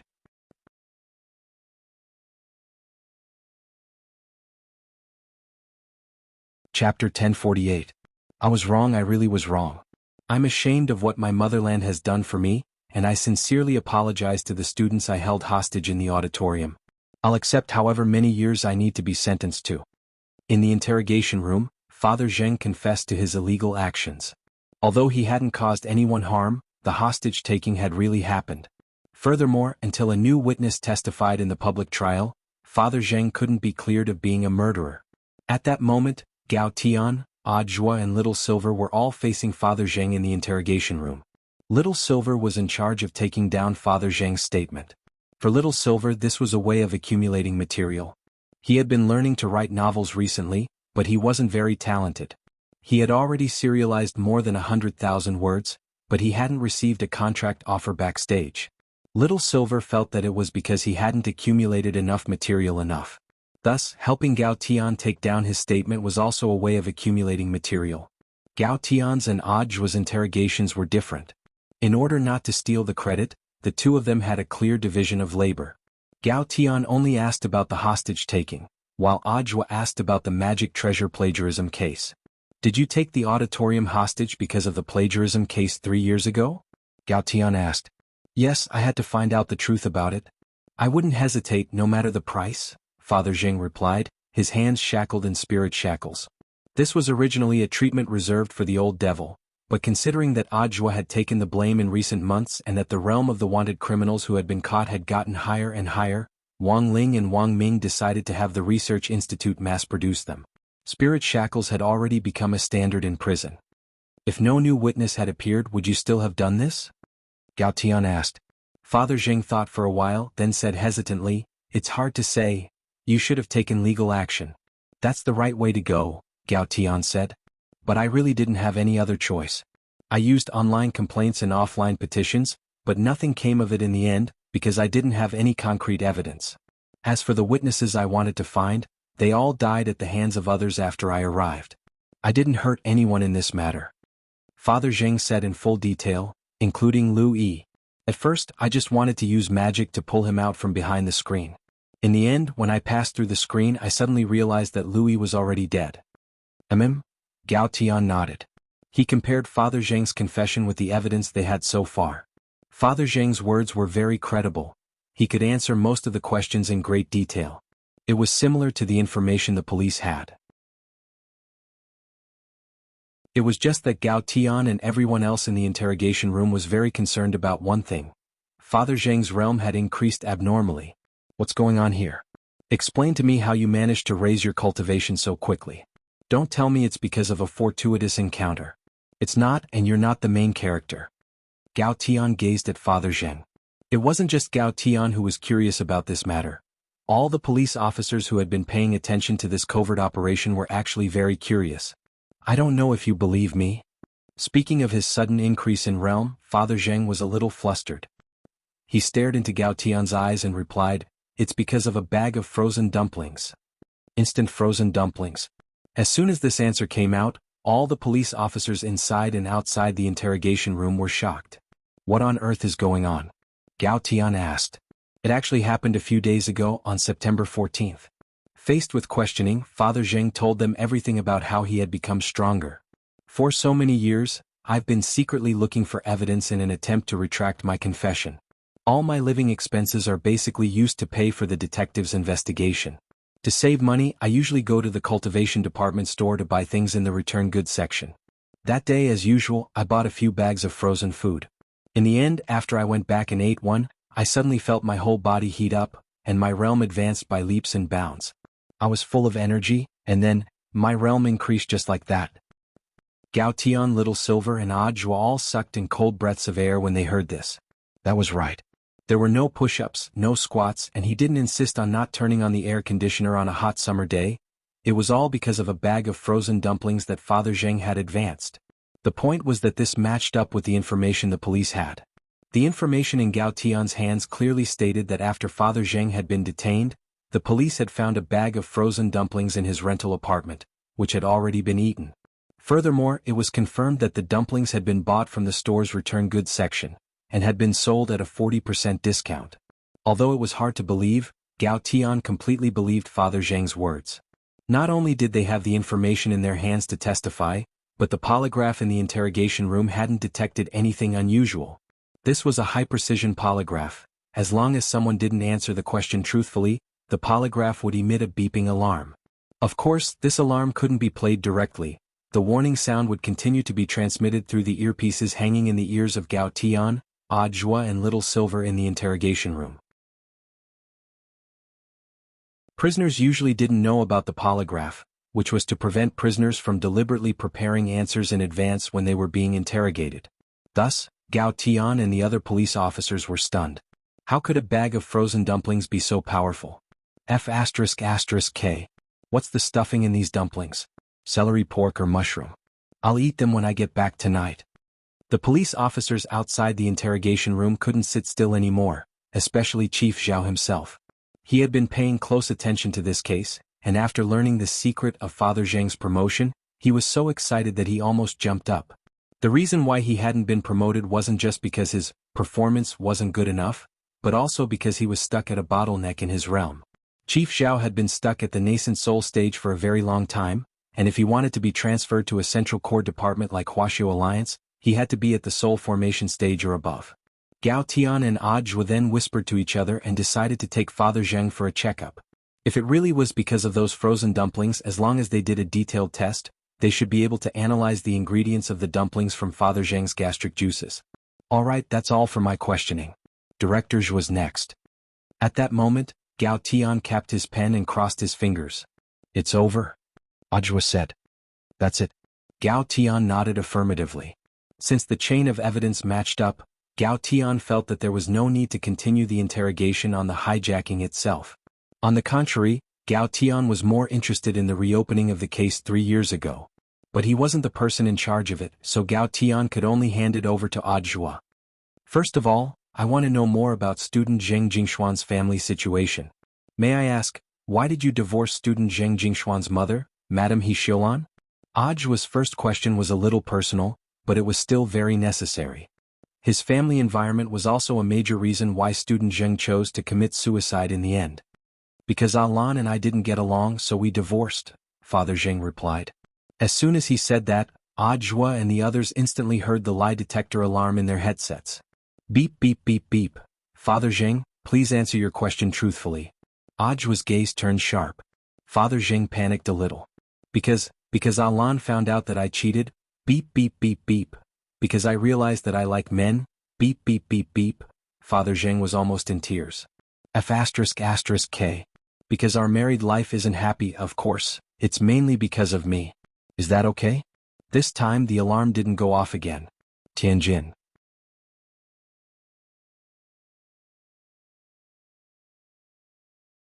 Chapter 1049. Audiobook wasn't interested in prying into other people's affairs. He had thought that Father Zheng was hiding the truth about the case. He hadn't expected Father Zheng to say something so shocking as soon as he opened his mouth, stupefying all the police officers at the police station. After understanding the situation, Audiobook realized that student Zheng Jingshuan's suicide was actually a tragedy that had combined many factors. Student Zheng's mother, Madame He Xiulan, was a relatively strong person, and it was because of her strength that Zheng Jingxian had started to fear women, so he could only constantly use his grades to boost his morale. Thus, after Audiobook and Gao Tian looked into student Zheng's information, they found that his academic record was extraordinarily good. He was first in his grade in almost all the exams and had won many competitions. It wasn't just the magic treasure design competition. Even the spirit sword driving competition, the elixir refining competition and so on. Student Zheng had won first place with very outstanding results, standing out from his peers. Student Zheng became the focal point of the crowd. He enjoyed the feeling of being in the limelight, and it was precisely because of this habit that student Zheng felt a kind of psychological pleasure. But all of this had happened too quickly. Student Zheng had been framed for plagiarism. It was his own design that had been stolen and then framed against him.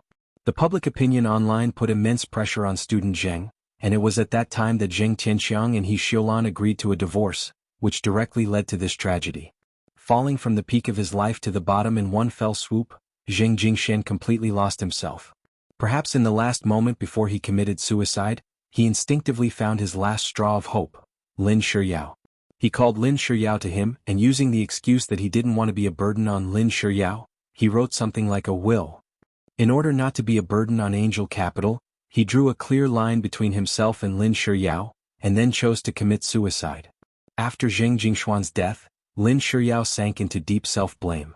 She hated herself for being cowardly, for not pulling Zheng Jingxian out at the most critical moment, and instead started to doubt her boyfriend's behavior as the rumors spread. She also hated herself for being foolish, for actually not pulling Zheng Jingxian back to the other side at the last moment. She hated herself the most, but it was too late to say anything now. The dead couldn't be brought back to life. Zheng Jingshuan's death had been buried for 3 whole years along with the magic treasure plagiarism case from 3 years ago. As Father Zheng said, he had tried many normal channels to lodge a complaint, but the mastermind pulling the strings behind the scenes had left him powerless to breathe. Helpless, Father Zheng finally chose this path that seemed to be out of desperation. September 19th, the 36th day of the summer vacation.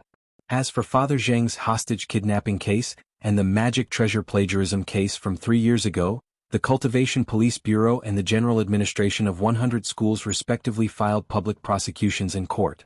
The Police Bureau requested that the hostage kidnapping case be charged, while the General Administration of 100 schools requested that the magic treasure plagiarism case be retried. This was a public trial, and all the people in the country, including many foreign netizens, were paying attention to this incident online. There were no empty seats in the auditorium. Apart from the media reporters, Zhou Dongye, the headmaster of Magic Treasure Development University, as well as other people involved in the plagiarism case from 3 years ago who were still alive, had been summoned to court by the police bureau.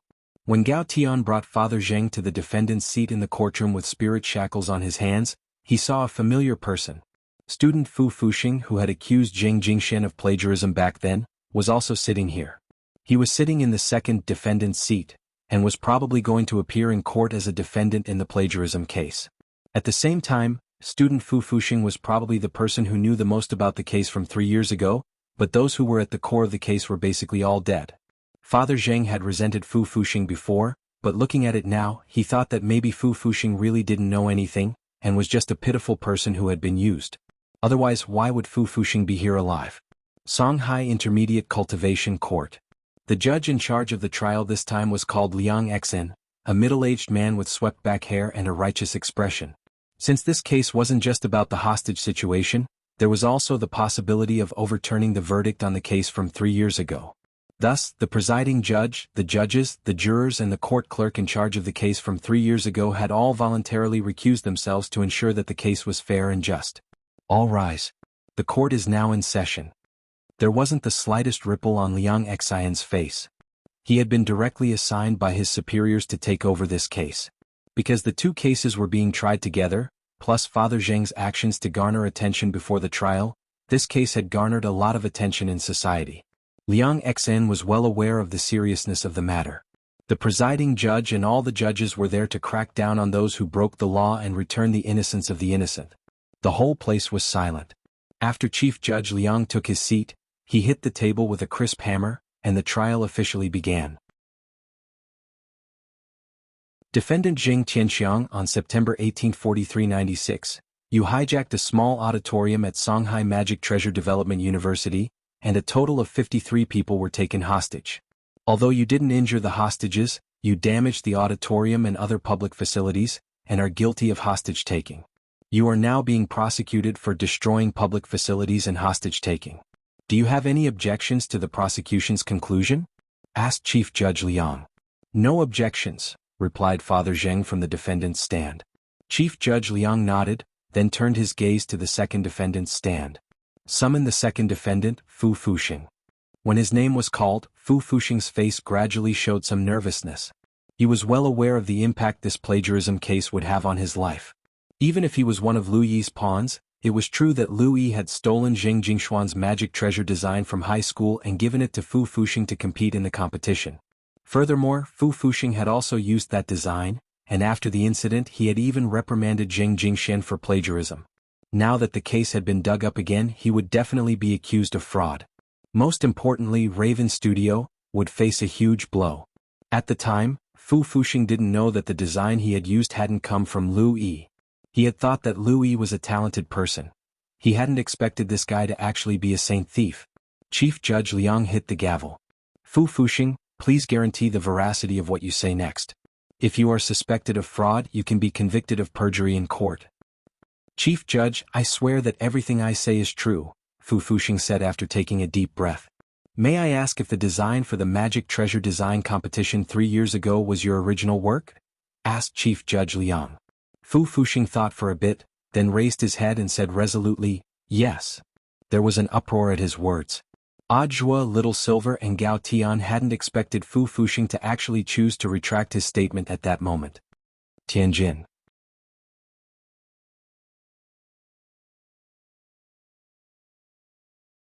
Chapter 1050. During the pretrial hearing, Fu Fuxing's answer had been the complete opposite of what he was saying now. He had pushed all the blame onto Lu Yi, put himself out of the picture, and at the same time pretended to be the victim. Later, he felt that Fu Fuxing was probably doing this mainly to absolve himself of the crime. Now that things had developed to this point, it was questionable whether Raven Studio could continue to operate. Raven Studio was now at the critical stage of going public, and Fu Fuxing was unwilling to let his efforts go to waste just like that. The fame and wealth he had spent 3 years accumulating in the magic treasure design world might all come to an end with this trial. Thus Fu Fuxing was afraid. Given the current situation, it was already no longer a problem for Fu Fuxing to lose money, since he could earn it back. But he absolutely couldn't have a criminal record.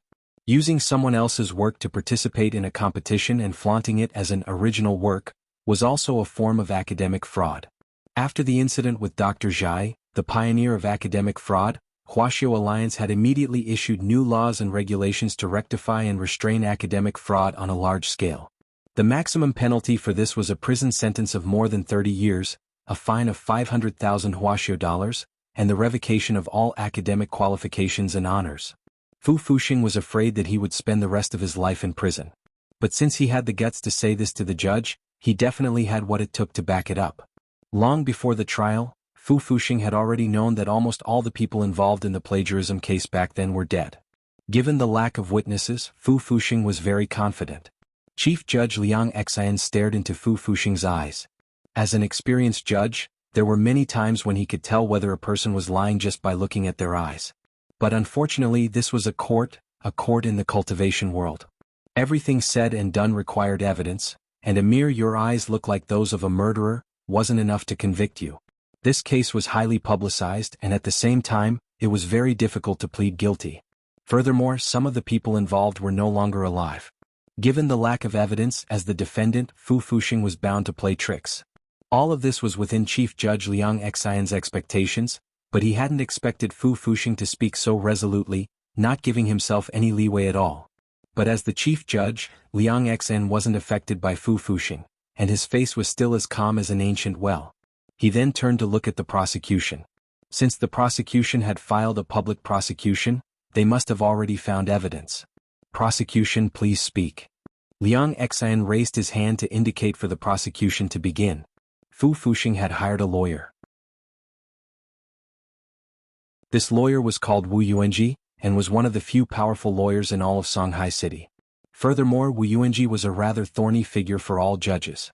This person advocated for the defense of innocence. In order to show his strength unilaterally, he only helped others to plead not guilty. In order to support the theory of innocence, he was very good at finding doubtful points and loopholes in the case to create evidence that was favorable to the defendant. This time, Fu Fuxing's defense lawyer was Wu Yuanji, which made Gao Tian feel a little headache. Is there a problem with this person? Little Silver asked in a low voice. This person's name is Wu Yuanji. He's very good at sophistry, and he can forge evidence without giving himself away. He's a very tricky lawyer. He has defended more than 100 cases, and all of them were acquitted as soon as he accepted them. So far he has only lost one case. What case? Little Silver was curious. Gao Tian said, there was a family where the wife cheated on her husband. The husband went out and killed the adulterer. Later he was charged with murder. In the end, because of Wu Yuanji, it was proven that there wasn't enough evidence, so the man was released. In the end, that man went out and killed his wife. Little Silver and Audiobook, just as Gao Tian and the judges in the courtroom had expected, perhaps because of Wu Yuanji's presence, Fu Fuxing's performance was much steadier than everyone had imagined. He was frighteningly calm. As for Wu Yuanji, he didn't take this case seriously at all. He sat calmly in the dock with his legs crossed. This frivolous attitude was quite suspicious of contempt for the court, and this was also the reason why Wu Yuanji was not liked by the judges. However, this guy was a notorious legend in the legal world. This was because this person dared to take on any case, even defending a murderer. What Wu Yuanji didn't expect was that in the only case he had lost, his client had been so crazy that after being acquitted, he went on to kill his wife.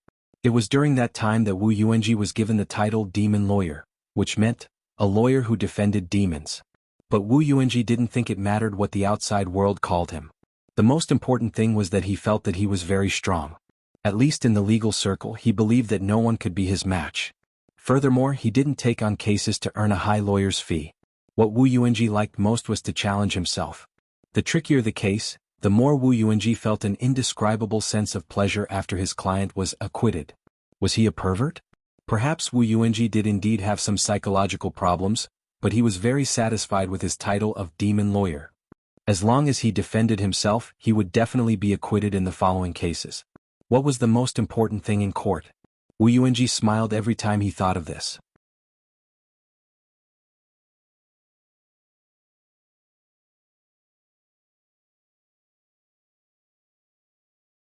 Chapter 1051. Everything had happened so suddenly that Wu Yuanji had not expected the prosecution to find a new witness.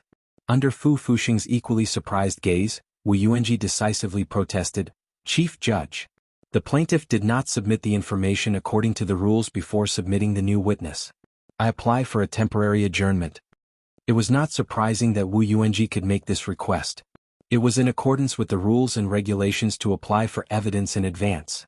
However, if the court adjourned now, the next court session would have to wait until tomorrow. This was because the examination of the witness still needed to be decided by the jury. Only those who met the rules and regulations could appear in court as a witness. Liang Xian carefully weighed the pros and cons.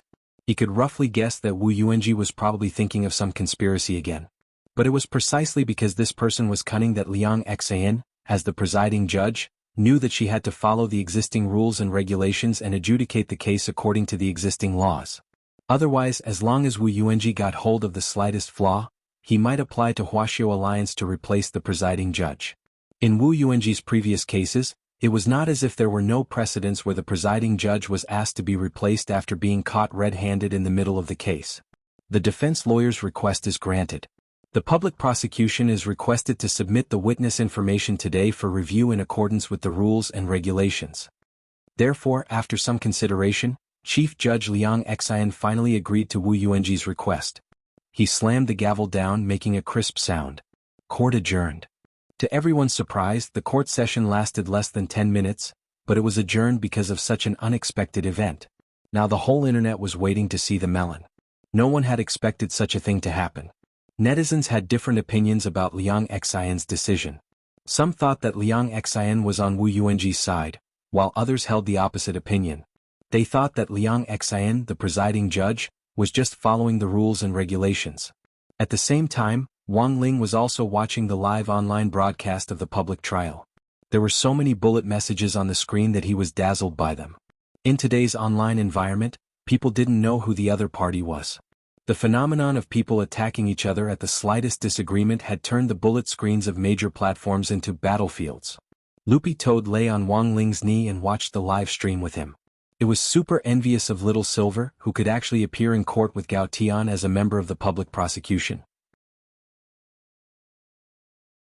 Loopy Toad had originally wanted to go today, but considering that some of the news reporters might be allergic to dog fur, it could only watch the live stream with Little Master Ling at home. It was all because he hadn't cultivated into a human form. How great would it be if it could also transform into a human? Loopy Toad realized that after becoming a dog, it suddenly had a new goal. It decided that before Wang Ling graduated from high school, it would be able to cultivate a human form. Logically speaking, it wasn't difficult to cultivate a human form, but Loopy Toad's situation was a little special. It used to be a demon king of the demon race, and had later become a spirit beast thanks to Wang Ling's cultivation technique. Compared to other spirit beasts, Loopy Toad had more twists and turns on its path of cultivating a human form, as well as its gender and appearance. You'll be able to cultivate a human form. Wang Ling rubbed Loopy Toad's head, which numbed Dog 2 all over. For some reason, dogs and cats especially like to be touched by humans. Their chins or the part above their heads near their ears would often give them a comfortable feeling and make them tremble all over. Loopy Toad didn't feel much at first, but it gradually realized, it seemed to have been assimilated. And the longer time passed, the more serious the assimilation seemed to be. For example, recently, it had lost interest in fly-flavored dog food. Had actually fallen. Suddenly, Loopy Toad felt a pang in its heart. It was all Wang Ling's fault for spoiling it so much that he could let it lie on his knees. What normal person could receive this kind of treatment? While the online bullet messages were discussing the adjournment, Wang Ling received a message from Audiobook. Shifu, as expected, the court has been adjourned. Everything is going according to plan. Loopy Toad looked at Audiobook's message and was blank. Everything was going according to plan? Of course it was. Because long before the court session, Wang Ling had already predicted that the lawyer who would be representing Fu Fuxing this time would be Wu Yuanji, who was known as the Devil's Lawyer. Wang Ling had also discussed countermeasures in private with Audiobook early on. It could be said that Wu Yuanji had already fallen into their trap, and the adjournment this time was within their expectations. Director Zhuo, what should we do next? Gao Tian was also actively communicating with Audiobook after the first round of the court hearing. Putting down his phone, Audiobook said to Gao Tian, let's stick to the original plan. Try to act as natural as possible and don't alert the enemy. Wu Yuanji is very cunning. As Audiobook and everyone else who knew Wu Yuanji thought, this devil's lawyer's greatest skill was to destroy and create evidence. What Audiobook and the others were going to do next was very simple. They were going to grab hold of Wu Yuanji's weakness, and then make him disappear from the legal circle forever to avoid any future troubles. Elsewhere, Wu Yuanji felt a headache coming on when he heard that the prosecutors had found a new witness. In the detention center, Wu Yuanji met with Fu Fuxing as his defense lawyer. Fu Fuxing was agitated as he gnashed his teeth. What's going on? Isn't Louis already? Keep your voice down. Wu Yuanji rolled his eyes at Fu Fuxing. Louis is indeed dead. I didn't expect them to find another witness. But it's fine. In any case, I can win the case. It's just a little more trouble for me. You have a solution? Fu Fuxing's eyes lit up, then darkened as he looked at Wu Yuanji. You should be well aware of my request. My request is to prove my innocence. Not only do I have to prove my innocence, I also have to protect my reputation. Reputation? Wu Yuanji laughed. He moved his face very close and stared into Fu Fuxing's angry eyes through the glass. From the moment you asked me to be your defense lawyer, what reputation do you have left? I want you to pay me double the original legal fees, which is 100 million yuan. Otherwise, I'll have to ask you to find someone better. You? Fu Fuxing was speechless. I advise you to think clearly. Is your life and freedom more important, or money and reputation more important? You can weigh the pros and cons before telling me. You devil, I hope you understand that up until now only I, the devil, can help you win this case. Speaking up to this point, Wu Yuanji curled his lips and smiled wickedly. As long as you understand, I will take action tonight. With that, Wu Yuanji slit his throat. Can you ensure that it's done cleanly? Of course it's clean. I'm already very familiar with these methods. Okay, I promise you. In the end, Fu Fuxing replied. But they didn't know that their entire meeting this time was under Gao Tian's surveillance. They actually wanted to murder a witness? Gao Tian could only use a popular phrase to describe the despicable behavior of these two people. Making people spit out rice.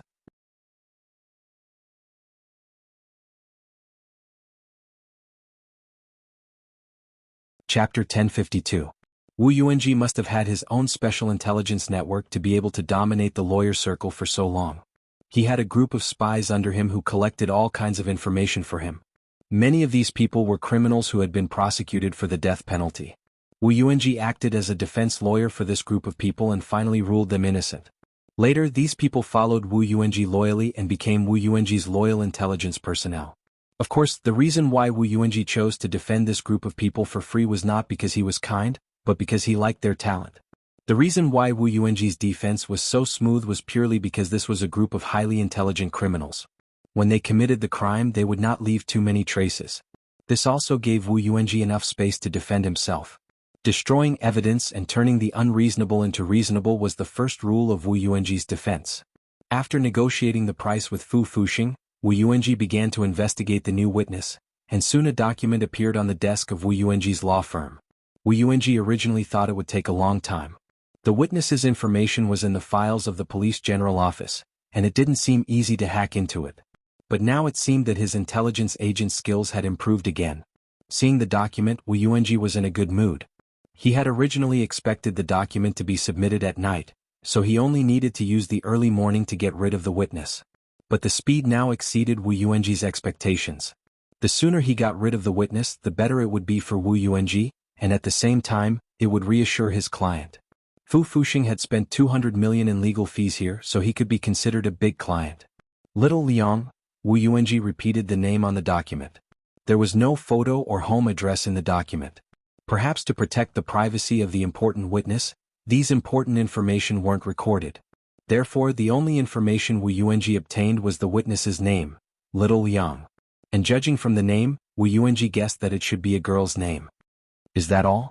Wu Yuanji looked up at a young man sitting in the office. This young man was thin and was also one of the people Wu Yuanji had saved. The young man shrugged and nodded helplessly. That's all. The other party might be prepared. Therefore, he did not know the detailed information. I also checked Zheng Jingshuan's social connections, and there's no one named Little Liang around him. Maybe he's a neighbor or a passerby. Neighbors and passers-by? Wu Yuanji scratched his head and suddenly felt his scalp itch. Zheng Jingxian had committed suicide in a secret room, and so had Lu Yi and the other important insiders. How could any passers-by or neighbors have seen this? Based on these conditions, Wu Yuanji thought of a possibility. Could it be perjury? In order to prove that Fu Fuxing was guilty, the prosecution deliberately created a new witness. It was not impossible. But if there was, and if he managed to get hold of the key evidence, the prosecution would definitely lose this case. Wu Yuanji frowned. No matter what, he still needed to personally verify this matter. Wu Yuanji got up. He had already decided to assassinate this Miss Little Liang. Although he wasn't sure where she was right now, since she was an important witness who would appear in court tomorrow, Wu Yuanji was certain that she was most likely in the important witness protection room at the police headquarters. The room was heavily guarded, and it clearly wouldn't be easy to break in. But Wu Yuanji wasn't the least bit worried that his movements would be discovered, because a few days ago, he had discovered that he had awakened a special power. It was this power that allowed Wu Yuanji's body to transform into a ray of light and shuttle between screens, allowing the assassination to be carried out invisibly. Elsewhere, everyone in front of the surveillance room at the police headquarters was paying close attention to the scene on the screen. This was a plan to catch Wu Yuanji in the act, and Ajwa had long since sensed that he might make a move tonight. Chief Zhao in the headquarters frowned deeply as he looked at the situation. Will this really work? Don't worry, Chief Zhao, we've already taken heavy precautions to protect the witness, Gao Tian said confidently. Considering that the suspect has the ability to shuttle between screens like Sadako, we've also tampered with the computer's power supply so that we can immediately cut it off remotely if necessary. Will this work? Of course it will, Chief Zhao. A junior police officer next to him laughed. As long as the power is cut off, the person will be stuck inside and won't be able to get out.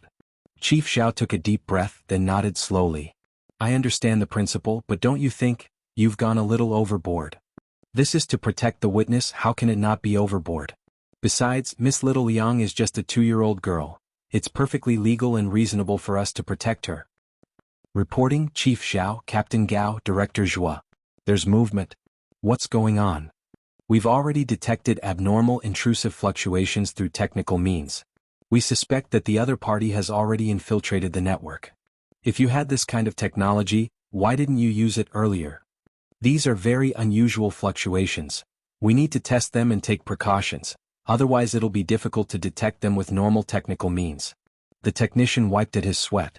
He was already a veteran technician with decades of experience, but this was the first time he had seen such abnormal fluctuations. They were even more subtle and difficult to detect than the fluctuations when the gate between worlds had descended, but there was a huge danger hidden within. This is the first time I've seen such fluctuations. They're full of concealment and murderous intent, and they're moving extremely fast, close to the speed of light. It's like. The technician frowned deeply. Like a shadow. Shadow? Everyone at the scene was lost in deep thought at this discovery. The abnormal fluctuations were similar to a shadow, which meant that the other party was most likely using a shadow-type spell to move. There were many shadow spells, and in Huaxiao Alliance's records, there were even sects that specialized in teaching shadow spells. These cultivators could use their shadows to retrieve objects and even fight with them. However, no one had ever heard of using their shadows to kill someone across a screen. To accomplish this, the other party's mastery of shadows had to have reached the point of perfection. Shadow spells are usually bound to the user's body. To travel across a screen and move at the speed of light, the user's body has to be strong enough to withstand the tearing of space. But as far as I know, even the sect leader of Shadow Sect can't do this. Shadow Sect's shadow separation spell can only last 16 seconds at most, Chief Zhao said doubtfully. Then here was the question. How did a golden core lawyer like Wu Yuanji obtain this kind of power? Could it be that he also ate frozen dumplings?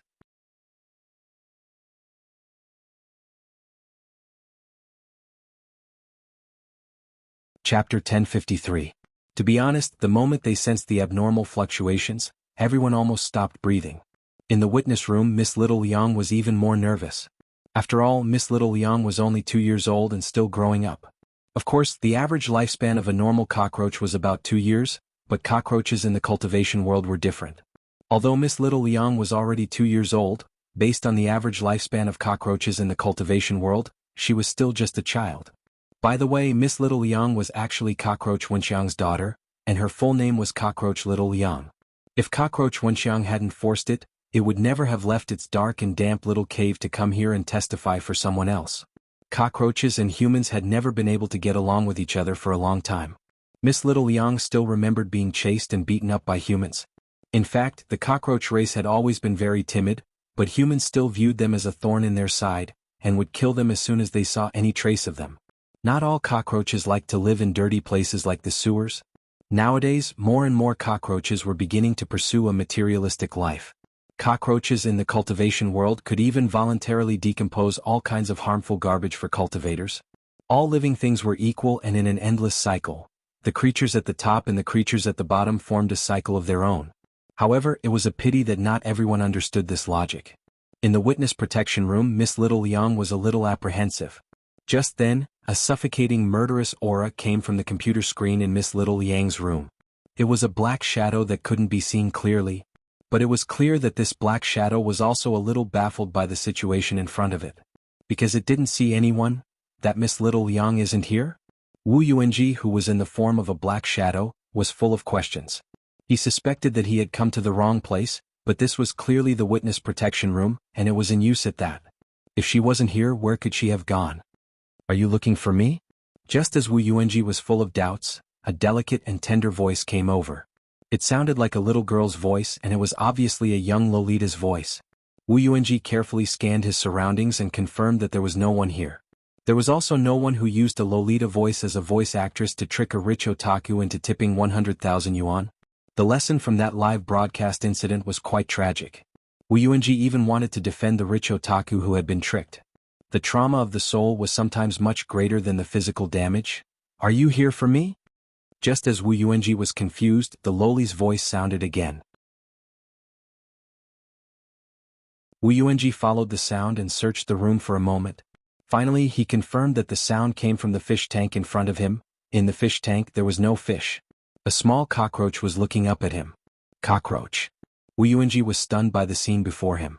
He was considering the possibility of a problem. Could that legendary Miss Little Liang be? Are you looking for Miss Little Liang? I'm Little Liang. Miss Little Liang's antennae trembled as she gazed at the black shadow. Cockroaches had a natural fondness for shadows, so the moment Miss Little Liang saw Wu Yuanji, she didn't feel the slightest bit afraid. On the contrary, she felt a strange affinity for him. Recovering from his shock, Wu Yuanji laughed wildly in his heart. Crazy. This bunch of people had really gone crazy.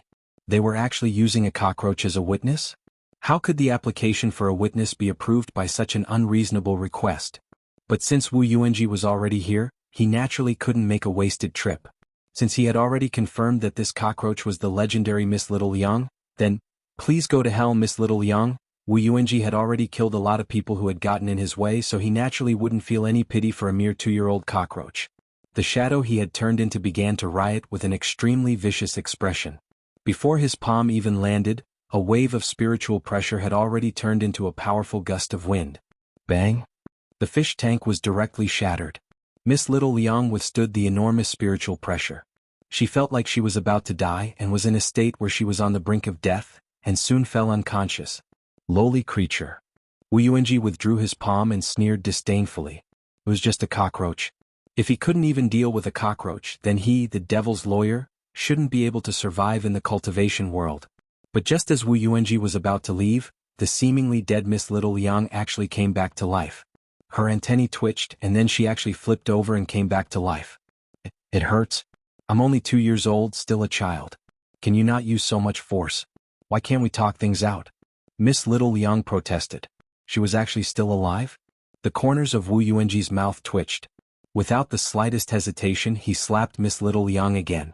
This time he was sure that he had hit Miss Little Liang. Even a cultivator wouldn't be able to withstand this slap of his.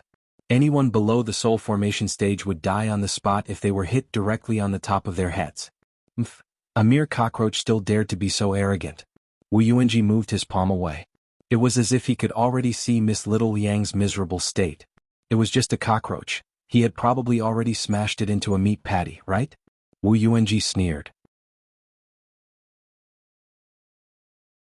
However, Miss Little Liang, who had already been flattened, actually bulged up like an inflatable doll and came back to life. I told you not to use so much force. It's against the law, the protection of minors. Miss Little Liang protested. Wu Yuanji was alarmed by such a tenacious vitality. So the undying cockroach's telepathic message was true? Were cockroaches really unkillable creatures? Wu Yuanji clutched his head. He felt like his worldview was about to collapse. But the truth was that only Miss Little Liang had such a strong vitality, because she was the descendant of Cockroach Wenxiang. And what kind of cockroach was Cockroach Wenxiang? This was the strongest cockroach that had grown up eating the leftovers of Wang Ling's crispy noodle snacks. The descendants of the strongest cockroach naturally inherited its ability to withstand beatings.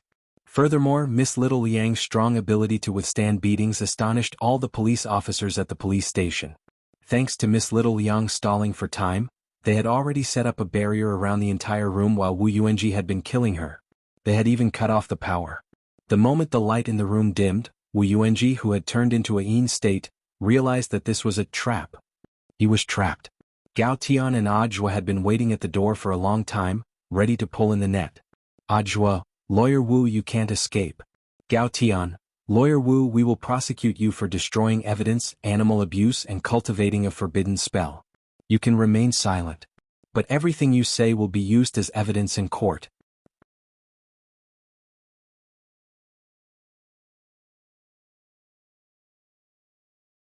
Chapter 1054. On the other side, Fu Fuxing was still waiting in the detention center.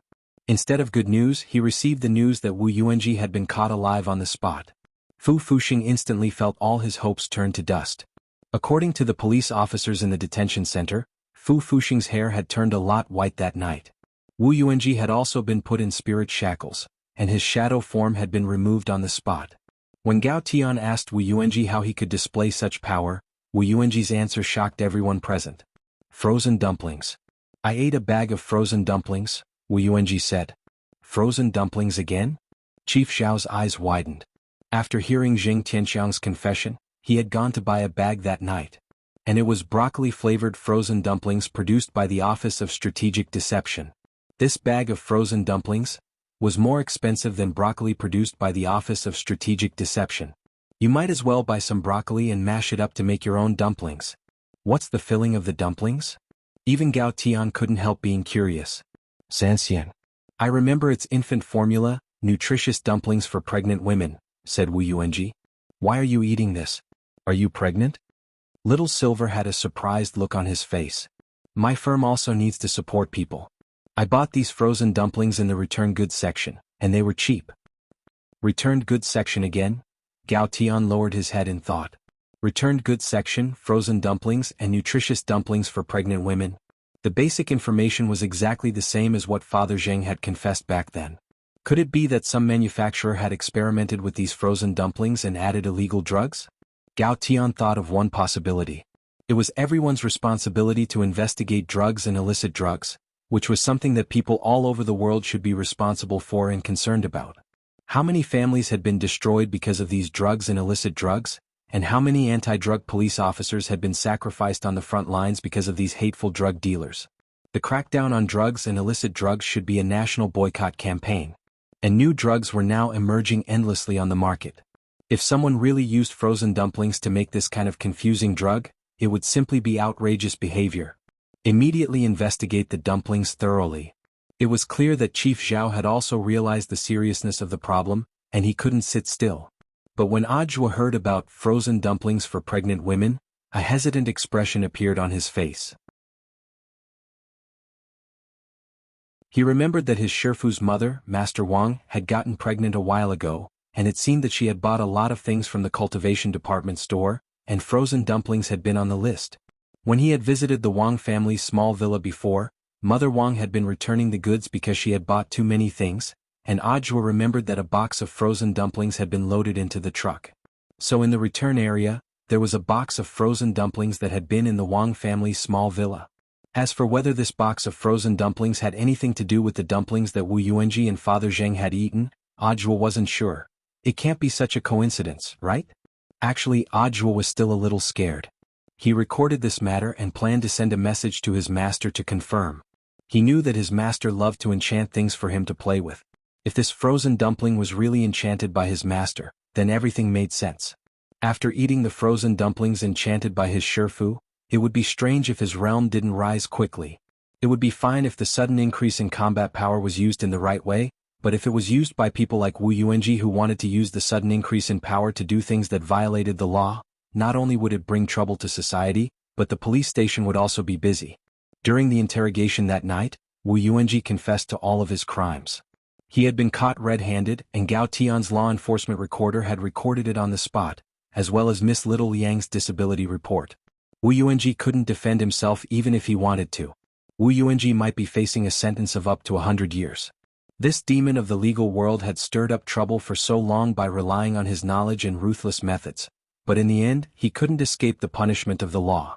The next day was September 20th, which was the 37th day of the summer break. Fu Fuxing appeared in court alone. He didn't have a defense lawyer. Because of Wu Yuanji's arrest and the fact that Fu Fuxing had hired Wu Yuanji, the public enemy of the legal world, when Fu Fuxing once again requested to change his defense lawyer, there wasn't a single lawyer in the entire legal circle in Shanghai City who was willing to step forward to help him fight this case. Similarly, Miss Little Liang's appearance also shocked the entire cultivation world. When Wang Ling got up in the morning, the class chat group had indeed exploded with chatter. Letting a cockroach act as a witness, no one would have thought that this kind of thing would actually happen. A cockroach? Is that for real? Did my prophecy come true? Super Chin exclaimed. A while ago he had mentioned that there might be some cockroach or other insects at home who might have seen what had happened. Who would have thought that a cockroach would actually appear in court to testify? Because it was a public trial, a lot of people directly took screenshots of the live stream and sent them to the group. When everyone saw Miss Little Liang state the facts in court with two antennae on her head, they actually couldn't help laughing. Why does this cockroach look a little cute? I've always thought cockroaches were disgusting. Maybe it's because this little cockroach has a Lolita voice? A Lolita voice, sure enough, this was an evil thing. Some people used it to swindle money, and some cockroaches used it to act cute. At that moment, Teacher Pan couldn't help speaking in the group. Students, the facts prove that all living things are equal to begin with. As long as the conservation of living things is maintained, even cockroaches will help humanity develop. This is a very dramatic event, and it's worth all of us thinking about it. Since that's the case, students, teacher will give you another assignment. Everyone, write an essay of no less than 800 words on the topic of cockroaches and humans. The theme must be clear, the idea must be clear, and the positive energy must be promoted. This will demonstrate the special bond and friendship between living things. The class chat group instantly fell into an awkward silence. Teacher Pan wasn't happy. Students, why aren't you saying anything? Do you think the words in the essay are too few? How about this? The first 5 students who raise their hands to answer only need to write 800 words, and the rest of you must write at least 2,000 words. Seeing this, Wang Ling instantly replied with an ellipsis. Very good, congratulations to the first person to write an 800-word essay, student Wang Ling. Teacher Pan nodded in satisfaction. F***K. Wang Ling, I knew you were spying on us. I've never seen your hand speed so fast before. Super Chin couldn't help ridiculing.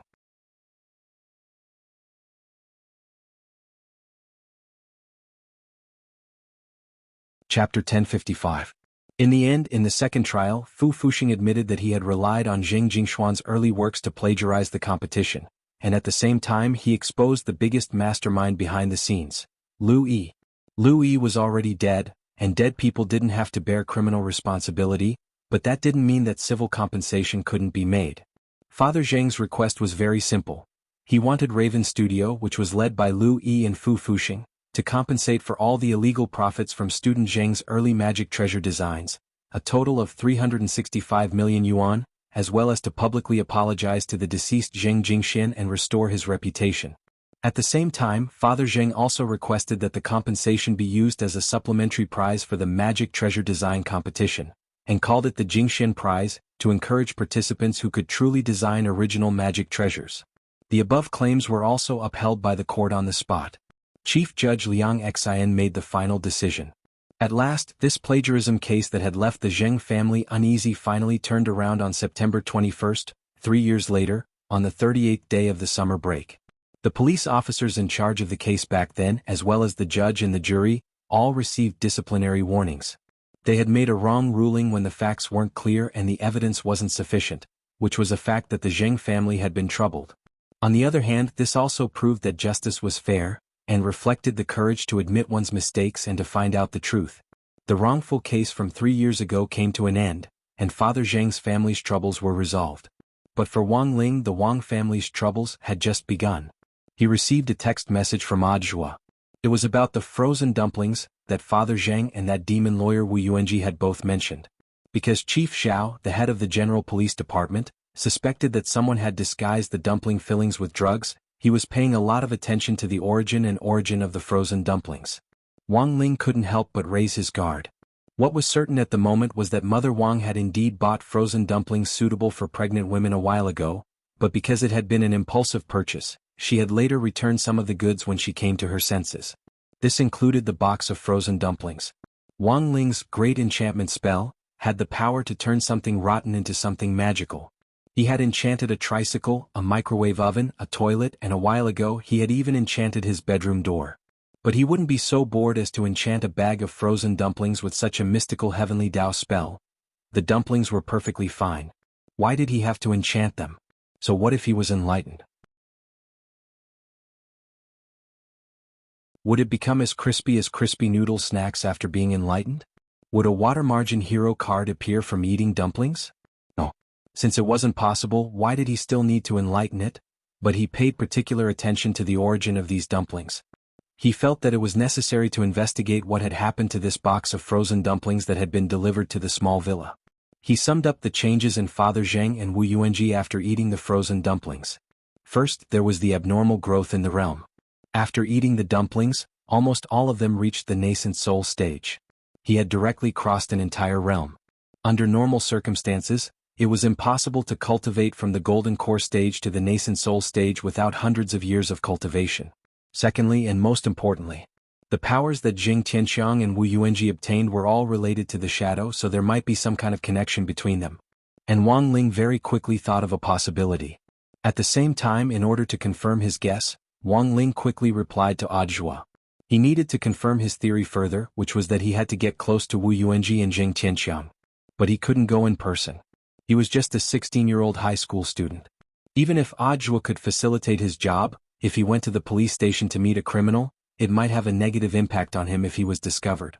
So Wang Ling thought of a special method. On the other side, Audiobook stared at his phone as he read Wang Ling's astonishing reply. His eyes were filled with astonishment. Possession. That was right. In order to get close to Wu Yuanji and Jing Tianxiang, Wang Ling decided to use an old-fashioned method, possession from a distance. This was a heavenly Tao spell based on the Great Soul Fusion spell, and Wang Ling could freely choose a person to possess. But at the same time, this spell was very risky. Apart from blood relatives or people with a high degree of rapport, it would be risky for Wang Ling to possess anyone else.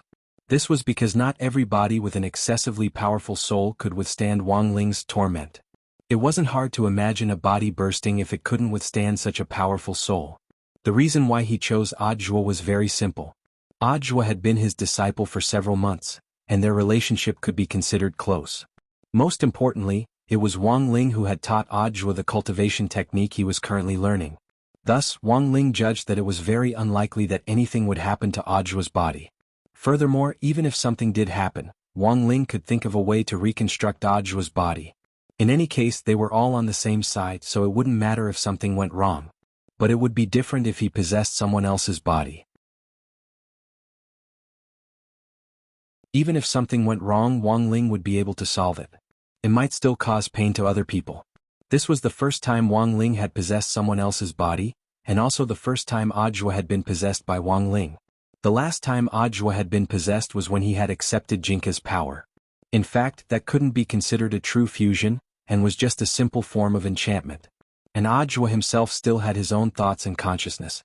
But if he possessed him, the situation would be different. While Wang Ling was possessing him, Ajua would lose all memory of the time he had been possessed. Thus, when Wang Ling carefully wrote out the precautions for possessing him, he thought that Ajua would be afraid of these obvious side effects. Not everyone could withstand the feeling of being possessed by a foreign body. Some people would even experience stress reactions for a very long time after being possessed, such as vomiting, fatigue, higher body temperature, increased frequency of toilet visits, and becoming irritable. That was right, these stress reactions were similar to the early signs of pregnancy. Wang Ling was worried that Ajua would refuse, so he explained all the possible side effects clearly to him. But who the hell knew that Ajua's reaction seemed to be especially excited? Shifu, when are you coming? GKD Shifu. I can't wait. As your dearest disciple, you must always remember that there will always be a place for you in my body.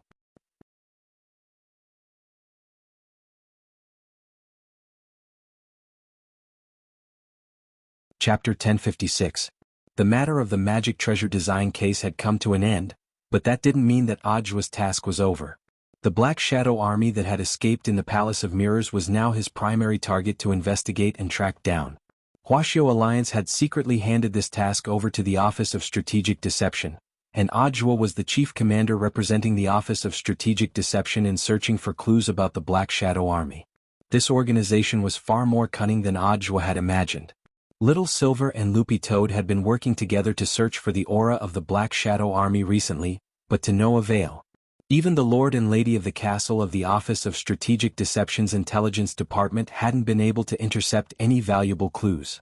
It was very obvious that this Black Shadow army had a strict management system to prevent internal information from being accidentally leaked.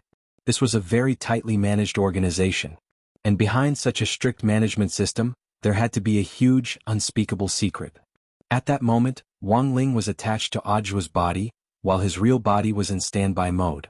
In standby mode, it was as if Wang Ling had been implanted with an AI system to do some of the things he usually did, which was a little similar to an intelligent takeover state. Fortunately, Wang Ling didn't usually speak much, so even in this takeover state, there wasn't too much of a contrast.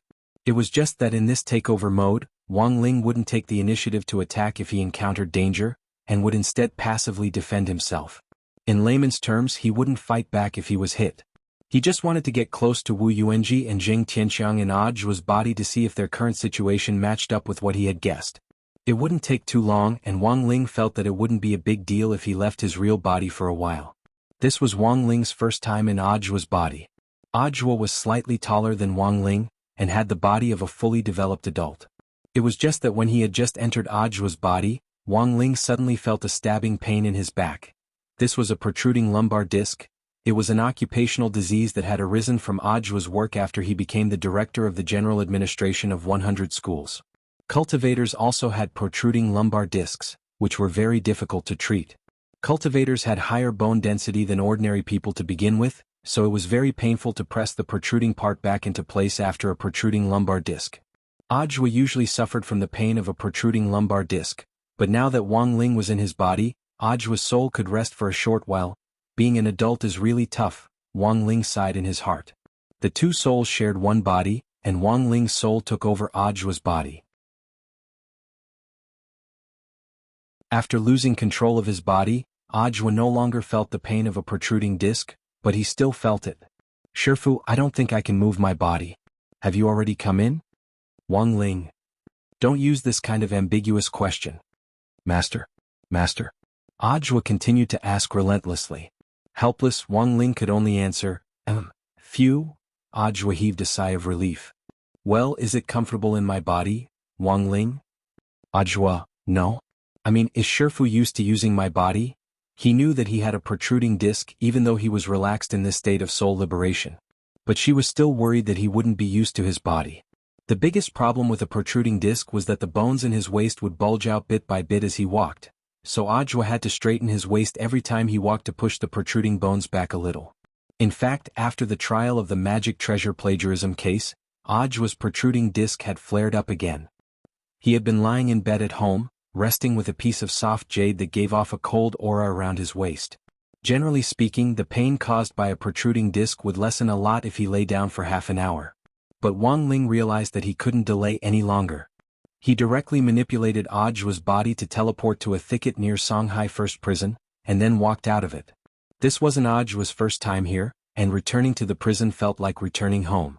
Seeing that it was Audiobook, the guards at the gate opened the gate one after another without even checking his ID. There were scanners at the prison gates to prevent people from changing their appearance and sneaking in. They could even detect true immortals. Thus, it was almost impossible for someone to disguise themselves as Audiobook and sneak into the prison. Only an almighty like Wang Ling, who possessed heavenly Tao, wouldn't give himself away. Director Zhuo, you're here again. I've already tidied up the guest room for you. If you're busy today, you can directly stay in there. Wang Ling was stunned. There was actually a private guest room for Audiobook in this prison. It seemed that the relationship between Warden Liang and Audiobook was indeed extraordinary. The truth was that Warden Liang had always held Audiobook in the highest regard. Audiobook's performance was linked to Songhai First Prisons. Now that more and more bigwigs had been arrested and sent to Songhai First Prison, the reputation of the prison and Warden Liang's reputation in the outside world had been boosted by several halos. The salaries of all the prison staff had also increased substantially. So when everyone saw Audiobook arrive, they all had smiles on their faces. Wang Ling wasn't good at smiling, but in order not to give himself away, he used Audiobook's body to make several fake smiles in a row. Although they looked fake, at least he managed to bluff his way through. In the special prison cell, the old devil, master of Immortal Mansion Jianghu and evil sword god were still locked up together. Father Zheng and Wu Yuanji, who had just been detained, were locked up in separate high-class cells. These two were high-class prisoners, and after the first trial, Father Zheng was finally sentenced to 8 years in prison, which could already be considered a light punishment. Furthermore, Father Zheng's repentance was pretty good, and he and Wu Yuanji were locked up separately, so the conditions around them weren't too bad. As for Wu Yuanji, he was very miserable. Although it was also a high-class cell, Wu Yuanji's cell was heavily guarded. This devil's lawyer had once relied on his own strength to free a lot of prisoners who had originally been facing heavy sentences. The prison guards of Songhai First Prison had held a deep grudge against Wu Yuanji in those years. Now that Wu Yuanji had been arrested, he would naturally receive some special, preferential treatment. Wu Yuanji. A prison guard walked into Wu Yuanji's cell. In order to satisfy the mental needs of the 3 special felons in the special prison cell, and to prevent them from suffering from mental illness in the prison's enclosed environment for a long time, you are now required to play mahjong with them for an hour every day. Wu Yuanji. When he reached the entrance of the special prison cell, he saw 2 prison guards carrying a prisoner covered with a white cloth out of the cell. The prisoner was about to be sent for emergency treatment. Wu Yuanji, this is. Prison guard, the last one to play mahjong with them. Wu Yuanji, prison guard, don't try to play tricks while playing mahjong. Otherwise you'll be the next one to be carried out. Wu Yuanji.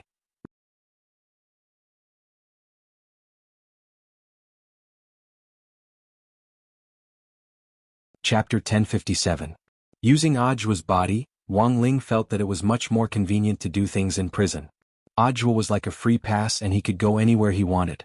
Even in the special prison area, he didn't need to report to Warden Liang. He just needed to let the prison guards know. This wasn't a violation of the rules, since it was Audiobook who had captured the old devil and his group in the official news report, so it was understandable for him to visit them. Wang Ling decided to go see Father Zheng first. Father Zheng was naturally in a very good mood now that his grievances had been cleared. Even if he had to go to jail, he would accept it. The prison had already prepared a job for Father Zheng. If he worked hard, he might be able to get out earlier with a reduced sentence. Wang Ling met Father Zheng in a factory inside the prison, where he was pouring talisman paper pulp into a machine. This was a talisman factory, and Father Zheng and his fellow prisoners were working on producing talisman paper for drawing talismans. Talismans were a necessity in the cultivation world, and billions of talisman paper were consumed every day. Most of these were cleaning talismans, or purification talismans, and so on, which were used to keep the city clean and filter out poisonous particles in the air, in order to restore freshness to the city and give the citizens a blue sky. To maintain such a large consumption, the production of talisman paper was very important.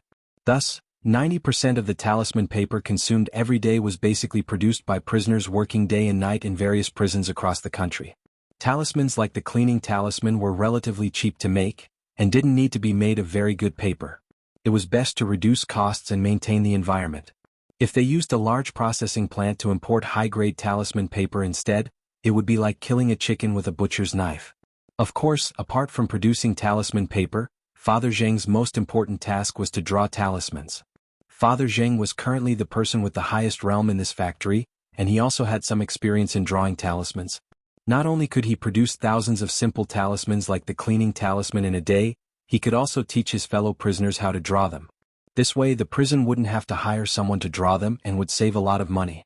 Father Zheng's move not only saved the prison money, it could also be considered a way for his fellow prisoners to make a living. After they got out of prison they definitely wouldn't be jobless. As long as they could draw cleaning talismans, they could join a talisman processing company to make money. Although the salary was not high, it was not a problem for him to support himself. Moreover, as long as one was willing to work in a talisman processing company, one could try to draw higher-level talismans. After a long time, one could also be promoted. Thus, Warden Liang was naturally happy to see this result. This month, it was likely that the red flags of all the major prisons would stop at his Songhai First Prison. When Wang Ling arrived at the processing plant, he saw Father Zheng working hard from a distance. "Director Zhua, should I bring Zheng Tianxiang over to you?" asked a prison guard who was supervising the factory. "Shifu, just wave your hand." Zhua's voice sounded. Wang Ling made a hand gesture in accordance with Zhua's words. The prison guard quickly understood what he meant, and after nodding at Zhua, he quickly retreated. He didn't get too close to Zheng Tianxiang. This distance was enough for him to use his soul sense to explore. Standing on the spot, Wang Ling frowned deeply at the information he had obtained from Zheng Tianxiang. It was very clear that Father Zheng's newly awakened strength wasn't his own, but an external force. This force was very similar to the shock wave from Mother Wang's fetal movement in the Wang family's small villa. Was it An Wan who had given them strength? Wang Ling never thought that his little sister would actually be stronger than he had imagined. Mother Wang had been pregnant for less than a month, but she already had self-awareness and had even given outsiders strength. And this strength had probably spread from the box of frozen dumplings. This was a surprising result. What a naughty little sister. But at least Wang Ling now knew how his little sister Wang Nuan could give others strength. Why did she have to start with frozen dumplings? This was enough to prove that An Nuan's current strength couldn't be directly bestowed, and could only be used indirectly. For example, she could inject her own energy into a bag of frozen food, and the person who ate it would become the inheritor of this strength. Apart from this, Wang Ling also realized that Father Zheng and Wu Yuanji's strength had something in common with their shadows. It was as if their shadows had been endowed with some kind of consciousness, and could interact with their bodies in some way. This was also the reason why Father Zheng and Wu Yuanji could borrow the power of shadows to travel back and forth between computer screens. But it was very clear that while shadows were powerful, Father Zheng and Wu Yuanji's awakening wasn't complete. They had been bestowed with the power of shadows, but hadn't been able to unleash their true strength. Using shadows to travel back and forth between screens was just a routine operation. Just as Wang Ling was about to probe deeper with his spiritual senses, a hidden murderous intent came from outside the prison. Songhai First Prison. Ever since the last time Shadow Stream people had broken through the walls to escape, the high walls and barrier around the prison had been reinforced. Not everyone could enter the prison as easily as Zhua. At that moment, someone was looking down at Songhai First Prison from high ground. Baiyu was dressed entirely in white, and his clothes fluttered in the wind. "Everyone, our mission this time is only Zheng Tianxiang and Wu Yuanji. Everyone must capture these two alive." After returning from the world of the Palace of Mirrors, the Black Shadow Army had been waiting for the data on the Shadow Wave. They had divided their strength to monitor Wang Ling's family villa, but they never expected the Shadow Wave to suddenly shift and appear on Wu Yuanji and Zheng Tianxiang. Baiyu Quan was overjoyed at this discovery. As long as they could capture these two people with the Shadow Wave, there was hope for them to revitalize their force. Unfortunately, Wu Yuanji and Zheng Tianxiang, these two idiots, didn't know how to thoroughly activate their formidable power. Prison break. This was tantamount to declaring war. The Black Shadow Army had been quiet for a long time after leaving the world of the Palace of Mirrors. They had been waiting for the right time to announce their force to the world. And now the opportunity had come. Shadow Brute, it's your turn. Bai Yuquan said softly. In the crowd, a shadow giant that was 5 or 6 meters tall appeared. His feet shook the ground and his entire body was wreathed in black shadows. Holding 2 shadow axes in his hands, he directly raised them and charged at the front gate of the prison at Bai Youquan's command. At the same time, Songhai First Prison's most advanced alarm system broke the silence of the night as the shadow giant attacked the gate.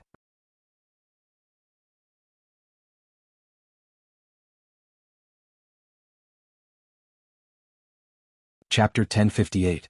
The sudden attack instantly put Songhai First Prison on the highest alert. Even though the external defense was impregnable, Bai Yuquan had definitely come prepared since he had dared to launch an attack at this time.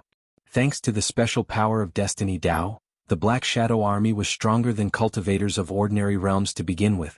Coupled with the existence of Shadow Brute, this was a powerful siege weapon which Bai Yuquan had specially designed. Shadow Brute wasn't a real human, but a manifestation of the power of Destiny Dao. It was shaped like a black shadow and built like a mythical giant, and it gave off a powerful sense of oppression. Under the cover of the black shadow, a chilly wind blew in the face, stirring up the clouds and wind. Team 1 defend. Team 1 defend. Team 2 attack. The entire prison has entered the highest defense mode. Close the cages. Prevent the prisoners from escaping.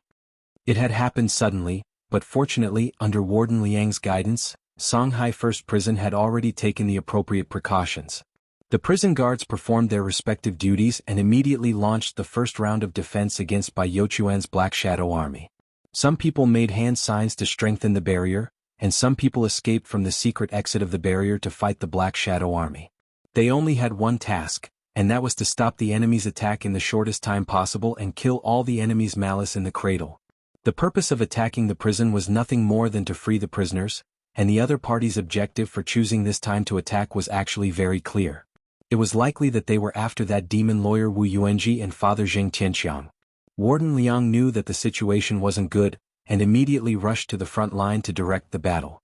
Standing at the entrance to the prison, he snapped his fingers and changed into the warden's custom-made leather combat suit. Have you determined the number of invaders? Lord Warden, there are a lot of them. There are no less than 100 of them. This is a well-prepared invasion. Warden Liang immediately frowned. Call the city police station immediately and ask for reinforcements from the nearest Immortal Arts mobile squad. Yes. After doing all this, Warden Liang's gaze turned to the giant Shadow Brute, who was trying to tear the barrier apart. As the warden, he could tell at a glance that this big guy was probably the most difficult person to deal with. Netherworld chains. With a wave of his hand, 2 chains instantly shot out of the crack in the air like swimming dragons. Following Warden Liang's will, the chains instantly climbed onto Shadow Brute's hands and feet and firmly held it back. Success. As expected of the warden. The crowd was in high spirits. Warden Liang's participation immediately raised the morale of the prison guards and warriors present. The Netherworld flame on the Netherworld chain has the ability to devour spiritual energy. I heard that the spirit shackles were developed based on the Netherworld chain. This big guy probably won't be able to escape now, someone said. Let's charge together. Take down these invaders in one fell swoop. The prison guards brandished their immortal swords with chains in their hands and launched an all-out assault on the Black Shadow Army. But everyone never noticed the figure of the mastermind behind this battle, Bai Yuquan. The current situation seemed to be the defeat of the Black Shadow Army, but in fact, everything was under Bai Youquan's control. The Prison Combative Police Regiment, made up of prison guards from all over the country, was a more mature combat police force than the Immortal Arts Mobile Squad, and was currently the strongest official combat group under Huaxiao Alliance apart from the Special Forces. Bai Yuquan had wanted to test the strength of the Prison Combative Police Force, but the result was more disappointing than he had imagined. Bai Yuquan sighed softly, then murmured softly, "There's no time to play these family games, Shadow Brute." Although his voice wasn't loud, it seemed to give Shadow Brute an even more powerful ability, and the instant Bai Youquan's voice fell, all the Black Shadow Army fell into a frenzy. The Netherworld chain is about to break. Warden Liang turned pale with fright. He never thought that the situation, which had originally been in his grasp, would actually collapse in an instant. Bang! The netherworld chain was torn apart by Shadow Brute's tremendous strength. In a split second, an explosive power was released, and countless prison guards were sent flying in all directions like ants. The Black Shadow Army's attack was going smoothly, but no one noticed the person observing them from behind the scenes. Wang Ling, Bai Yuquan had escaped last time, and now that he had shown up again after much difficulty, Wang Ling absolutely wouldn't miss this rare opportunity to learn. That was right, as a special Great Dao, Wang Ling hadn't mastered Fate Dao. The last time he had learned Divine Dao, it had only been the blink of an eye. But Fate Dao was more special, and Wang Ling needed more time to comprehend it. And the best way to comprehend it was to observe the possessor of Fate Dao up close. Thus, after observing quietly for about 2 minutes, Wang Ling's tightly furrowed brows finally relaxed again. Furthermore, he gave his own assessment of this great Tao of fate. Fortunately, it's not particularly difficult. Shifu, the situation isn't looking good. While Wang Ling was studying, Audiobook was extremely anxious. Seeing that the prison barrier was about to be broken, Audiobook's heart was filled with mixed feelings. Don't panic, Wang Ling comforted him. Then he took a step forward and instantly teleported to the center of the battlefield. The first thing Wang Ling had to do naturally wasn't to kill the enemy. Instead, it was to protect the prison guards. Fortunately, he had learned Fate Dao quickly. Although the prison guards were at a disadvantage, it wasn't an irremediable situation yet. Some of the prison guards had been injured and had fainted on the battlefield. Wang Ling crooked his finger and gathered all the unconscious guards together. At the same time, he cast the great healing spell to instantly heal all their internal and external injuries. In the distance, Bai Yuquan was stupefied when he saw Audiobook suddenly appear. This wasn't his first time dealing with Audiobook, but Bai Yuquan could never have imagined that Audiobook would have such powerful magic power. While he was pondering this, Wang Ling, who was in the air, opened his pure white palm once again. The lines on his palm actually changed in an instant to form a high-level magic array which fell from the sky on the spot to cover all the combat guards. This was a magic array that no one had ever seen before. The runes on it were so obscure and advanced that even Warden Liang was stunned. He never expected Audiobook to actually be such a secretive person. Director Zhuo, what is this magic array? Asked Warden Liang. Wang Ling borrowed Audiobook's voice to answer, Big Dipper Bloodlock Array. What the hell? Bloodlock Array? Warden Liang felt that he had never heard of this array before. But at that moment, one of Shadow Brute's sharp claws suddenly pierced Warden Liang's stomach. A huge, bloody hole appeared in Warden Liang's belly. With blood flowing and his internal organs destroyed, Warden Liang was logically dead. But then came the problem. Warden Liang actually didn't feel any pain at all.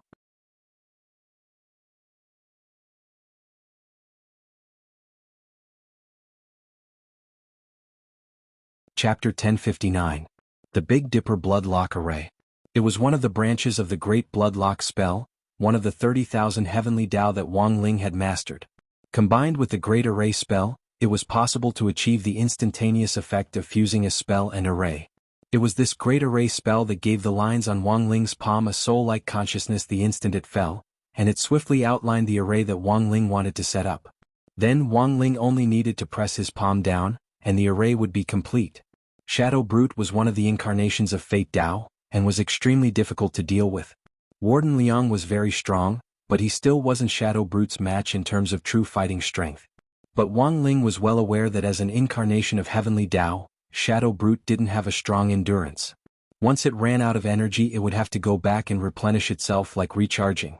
It was precisely because of this that Wang Ling had instantly grasped its weakness. There were so many people in the prison combative police regiment that it would be too conspicuous to use the clone spell to provide one-on-one support, so Wang Ling decided to use the Great Bloodlock spell to create an opportunity. There was no Heavenly Dao more durable than the Great Bloodlock spell.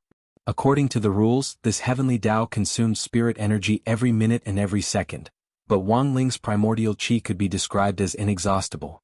In the end, there were very few freaks like Wang Ling in this world who could ignore energy consumption. No need to panic, everyone. Director Zhuo must have anticipated this situation and set up the array in advance. We're all currently in a state of bloodlock, so we won't feel any pain. Take this opportunity to capture all these intruders. Warden Liang roared, and the prison combative police instantly regained their fiery fighting spirit as their fighting spirit was reignited.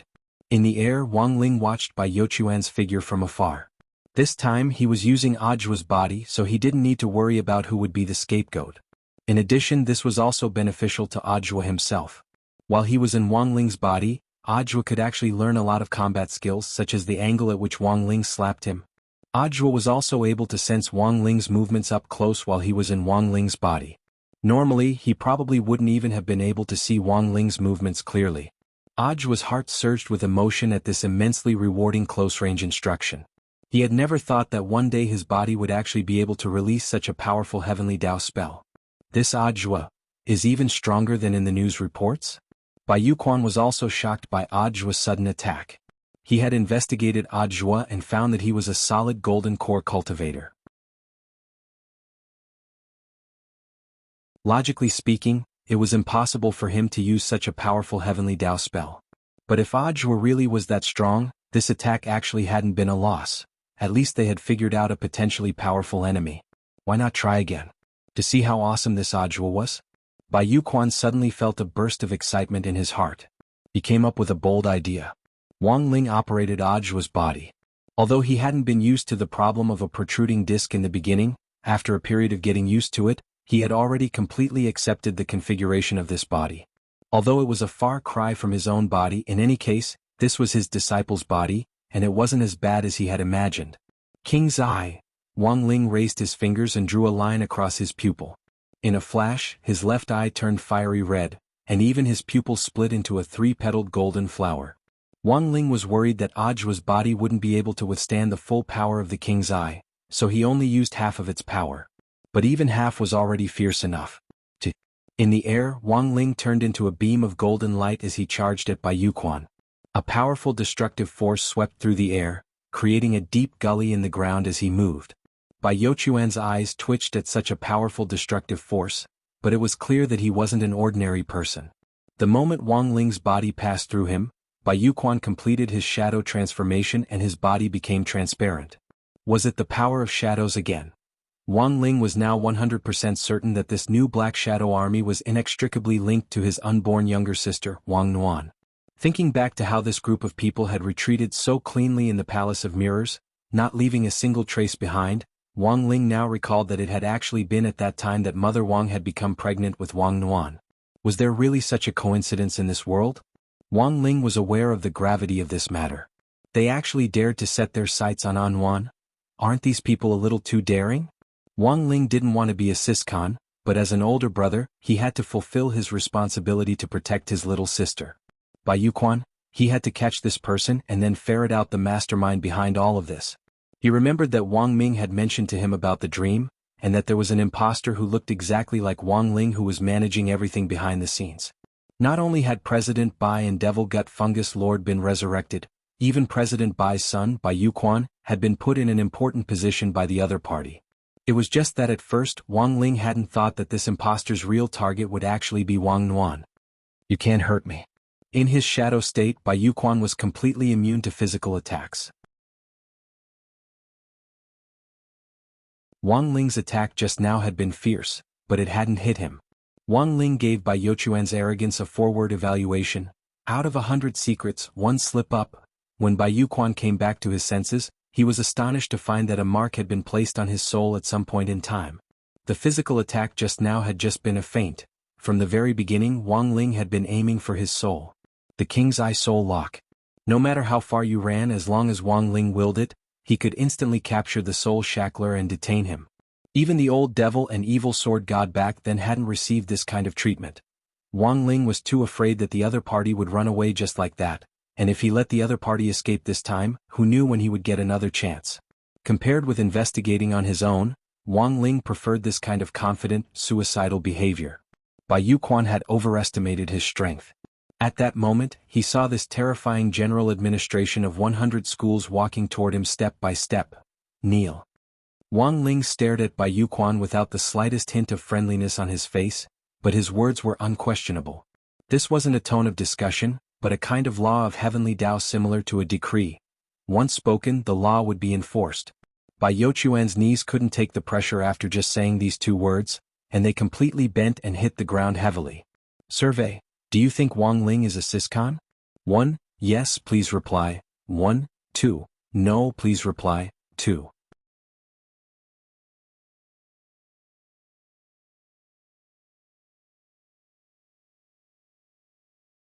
Chapter 1060.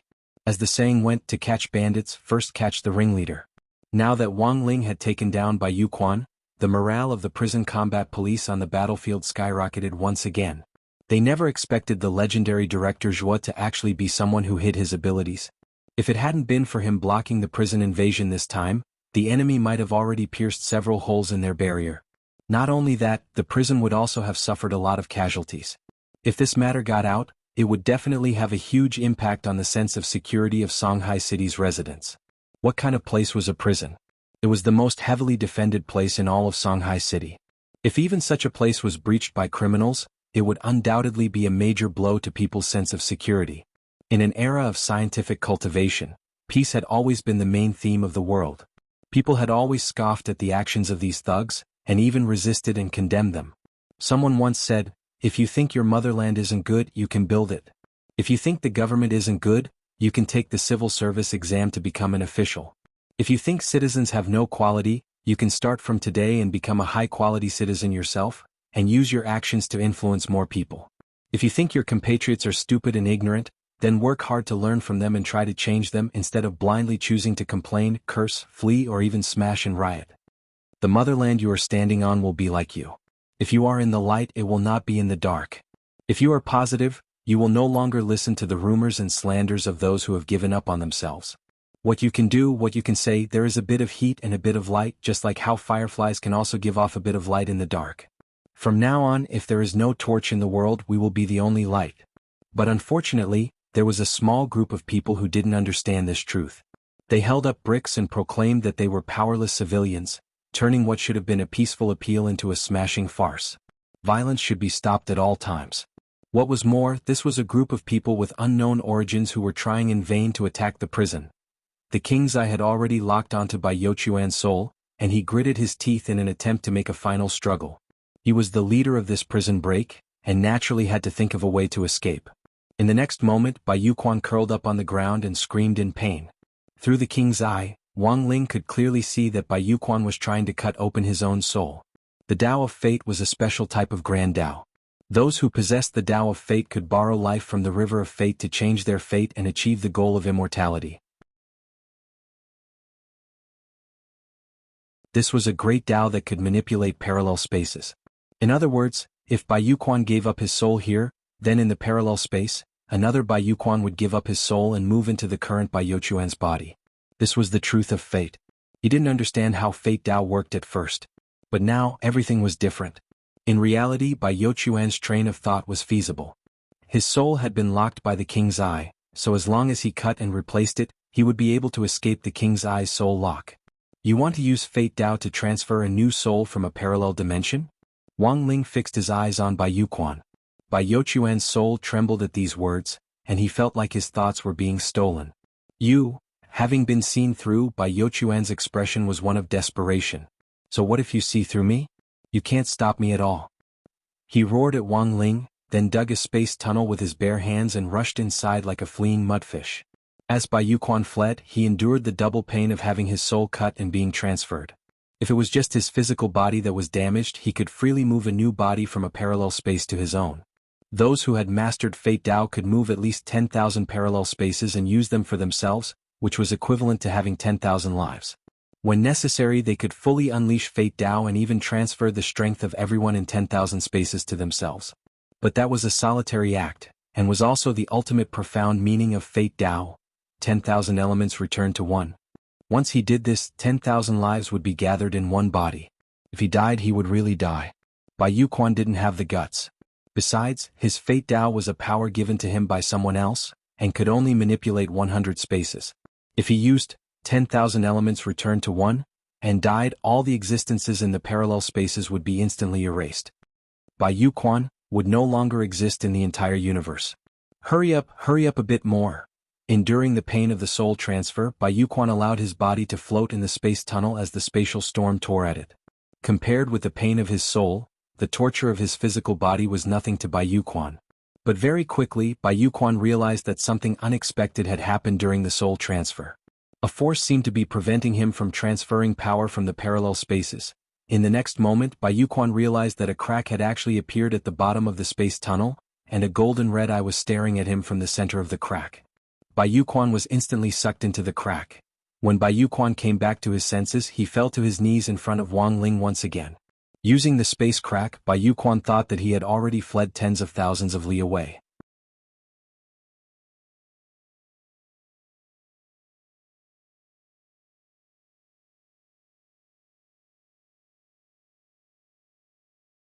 Chapter 1061.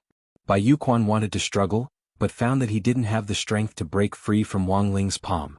In fact, under normal circumstances, Wang Ling could choose to forcibly search a person's memory if they didn't want to confess. Unfortunately, he couldn't use this trick on Bai Yuquan. Although Wang Ling had already taken back Fate Dao from the furniture on Bai Yuquan still possessed Fate Dao. Once Fate Dao was used, Bai Yuquan's memory space would become chaotic, and the memories of all sorts of Bai Yuquan from different parallel worlds would intertwine like paste, making it difficult to distinguish them. Wang Ling wasn't in a hurry to interrogate him. After all, Audiobook was still around, and it was just right for his disciple to handle this sort of miscellaneous task. After using the Great Sealing spell on Bai Yuquan, Wang Ling returned to his original body. Bai Yuquan could now be said to be a shrimpy without a shell, completely useless. What was even more terrifying was that as the leader of the Black Shadow Army, Bai Yuquan would be sent to the special prison cell to meet up with the Mahjong trio. This was also the first time that the Mahjong room had 4 people, so there was no need to go to other cells to make up the numbers. It would take some time to interrogate Bai Yuquan, and this sort of thing couldn't be rushed. At the very least, through Bai Yuquan's invasion of the prison this time, Wang Ling had figured out the Black Shadow Army's objective. It was obvious that the other party was after his sister Wang Nuan. The reason why they had their eyes on Jing Tianxiang and Wu Yuanji was probably because his sister Wang Nuan had given them a special kind of power. Judging from the old Wang family's ancestral genes, Wang Ling felt that Wang Nuan's ability was probably a special kind of Great Dao, which was on the same level as Heavenly Dao, Divine Dao and Fate Dao. Furthermore, this ability was similar to Fate Dao in that it was a gift. It could activate a person's shadow and give them a rapid boost in strength in a short period of time, and at the same time, gain the ability to manipulate shadows. Wu Yuanji and Jing Tianxiang's ability to manipulate shadows was clearly only the most basic. If it was the power of Great Dao, the gift definitely wouldn't be so simple. So this time Wang Ling was completely shocked. His sister hadn't even been born yet, and she had been in Mother Wang's belly for less than half a month, but she had already learned to cause trouble. Once she was born, she would definitely be a red flame devil. Mo Xiaobei. September 22nd, the 39th day of the summer vacation. Songhai First Prison had been attacked by an unknown force. While inspecting the prison, Audiobook had led Warden Liang to successfully defend against the enemy. Not only had the entire prison's combat police been saved, but they had also arrested the leader of the unknown force as well as 100-strong invading gang. Audiobook's reputation became even greater than before. Last night, the scene of Wang Ling possessing Audiobook's body and using a Heavenly Dao spell had been perfectly recorded by the surveillance cameras. Although no one understood what spell it was, just looking at the cryptic and complex array symbols of the Big Dipper Bloodlock array was enough to stun them. Some of Audiobook's peers in particular were secretly anti-fans who advocated that Audiobook only looked impressive and didn't have any real ability. Because Audiobook didn't have reliable battle footage as evidence every time, he basically ran off to claim credit afterward, which made a lot of people feel dissatisfied.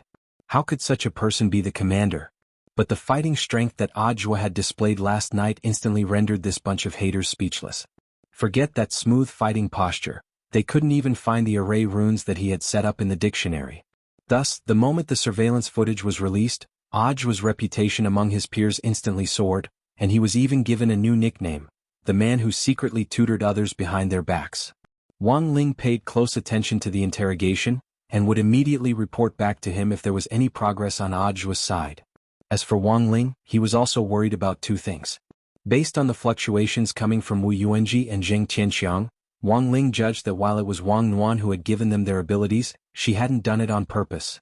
It had been an unintentional mistake. Wang Nuan had been pregnant for 10 months, and it was likely that there would be a lot of fetal movements during this period. Wang Ling was already very proficient at drawing talisman seals, so he wondered if he should draw one for An Nuan as well. That way he could at least prevent Wang Nuan's energy from leaking out when she was rolling around in her belly. So that morning while the news was playing about Zhuo, Wang Ling and Father Wang brought up Wang Nuan. Drawing talisman seals required an additional fee, which was roughly 1,000 HNY for talisman paper and special raw materials. This wasn't a lot of money. In fact, as long as Wang Ling used his identity as Ling Jinren to ask anyone in the group for the money, no one would refuse. But Wang Ling wasn't in the habit of asking outsiders for money. Family matters were internal affairs, and since they were internal affairs, they should be dealt with internally. This was also one of the family rules that Father and Mother Wang had set for Wang Ling since he was young. After listening to the whole story, Father Wang pushed up his glasses and put down the coffee in his hand. Not a bad idea. But you have to earn this money yourself. Let me remind you, you have to earn it with the ability of a high school student at an ordinary cultivation school. That is to say, you can only earn it at the late foundation establishment stage at most. If you exceed this realm, I'll deduct 200 HNY from your allowance next month. Wang Ling had thought that Father Wang would agree right away, but he hadn't expected his biological father to actually ask him to earn it himself, as expected of his biological father. It's not a lot of money and it's not like I can't give it to you. But Ling, think about it carefully, this is how a big brother feels about his little sister. If the talisman you drew for your little sister is made from your own blood and sweat, I believe that Nuan will be very touched after she's born. Father Wang said earnestly and patted Wang Ling on the shoulder. Think of a way on your own first. If there's really no other way, Dad will still give you the money. These words were impeccable, and in the end Wang Ling couldn't find an excuse to reach out. Looking at Wang Ling's back as he went upstairs, Father Wang felt a sense of satisfaction in his heart. In order to ensure that old Wang's brother and sister would live in harmony in the future, Father Wang had long since decided to groom Wang Ling into a siscon from the moment Mother Wang had become pregnant with Wang Nuan. At this point in time it actually wasn't over yet, and so, the second thing that worried Wang Ling came: working. He, a 16-year-old high school student, working, would anyone want him? Wang Ling was deeply doubtful about this. Wang Ling decided to first calculate what he could do. The Wang family's working rules forbade him from using his innate Heavenly Dao ability to earn money. That was to say, the fact that Wang Ling could easily use Heavenly Dao spells to earn money was directly overruled by this law. So, aside from these whimsical jobs, what else could he do? Become a temporary salesperson in a convenience store? Hand out leaflets on the streets? Or work at a Kaifeng restaurant? Little survey, where do you think Wang Ling should work?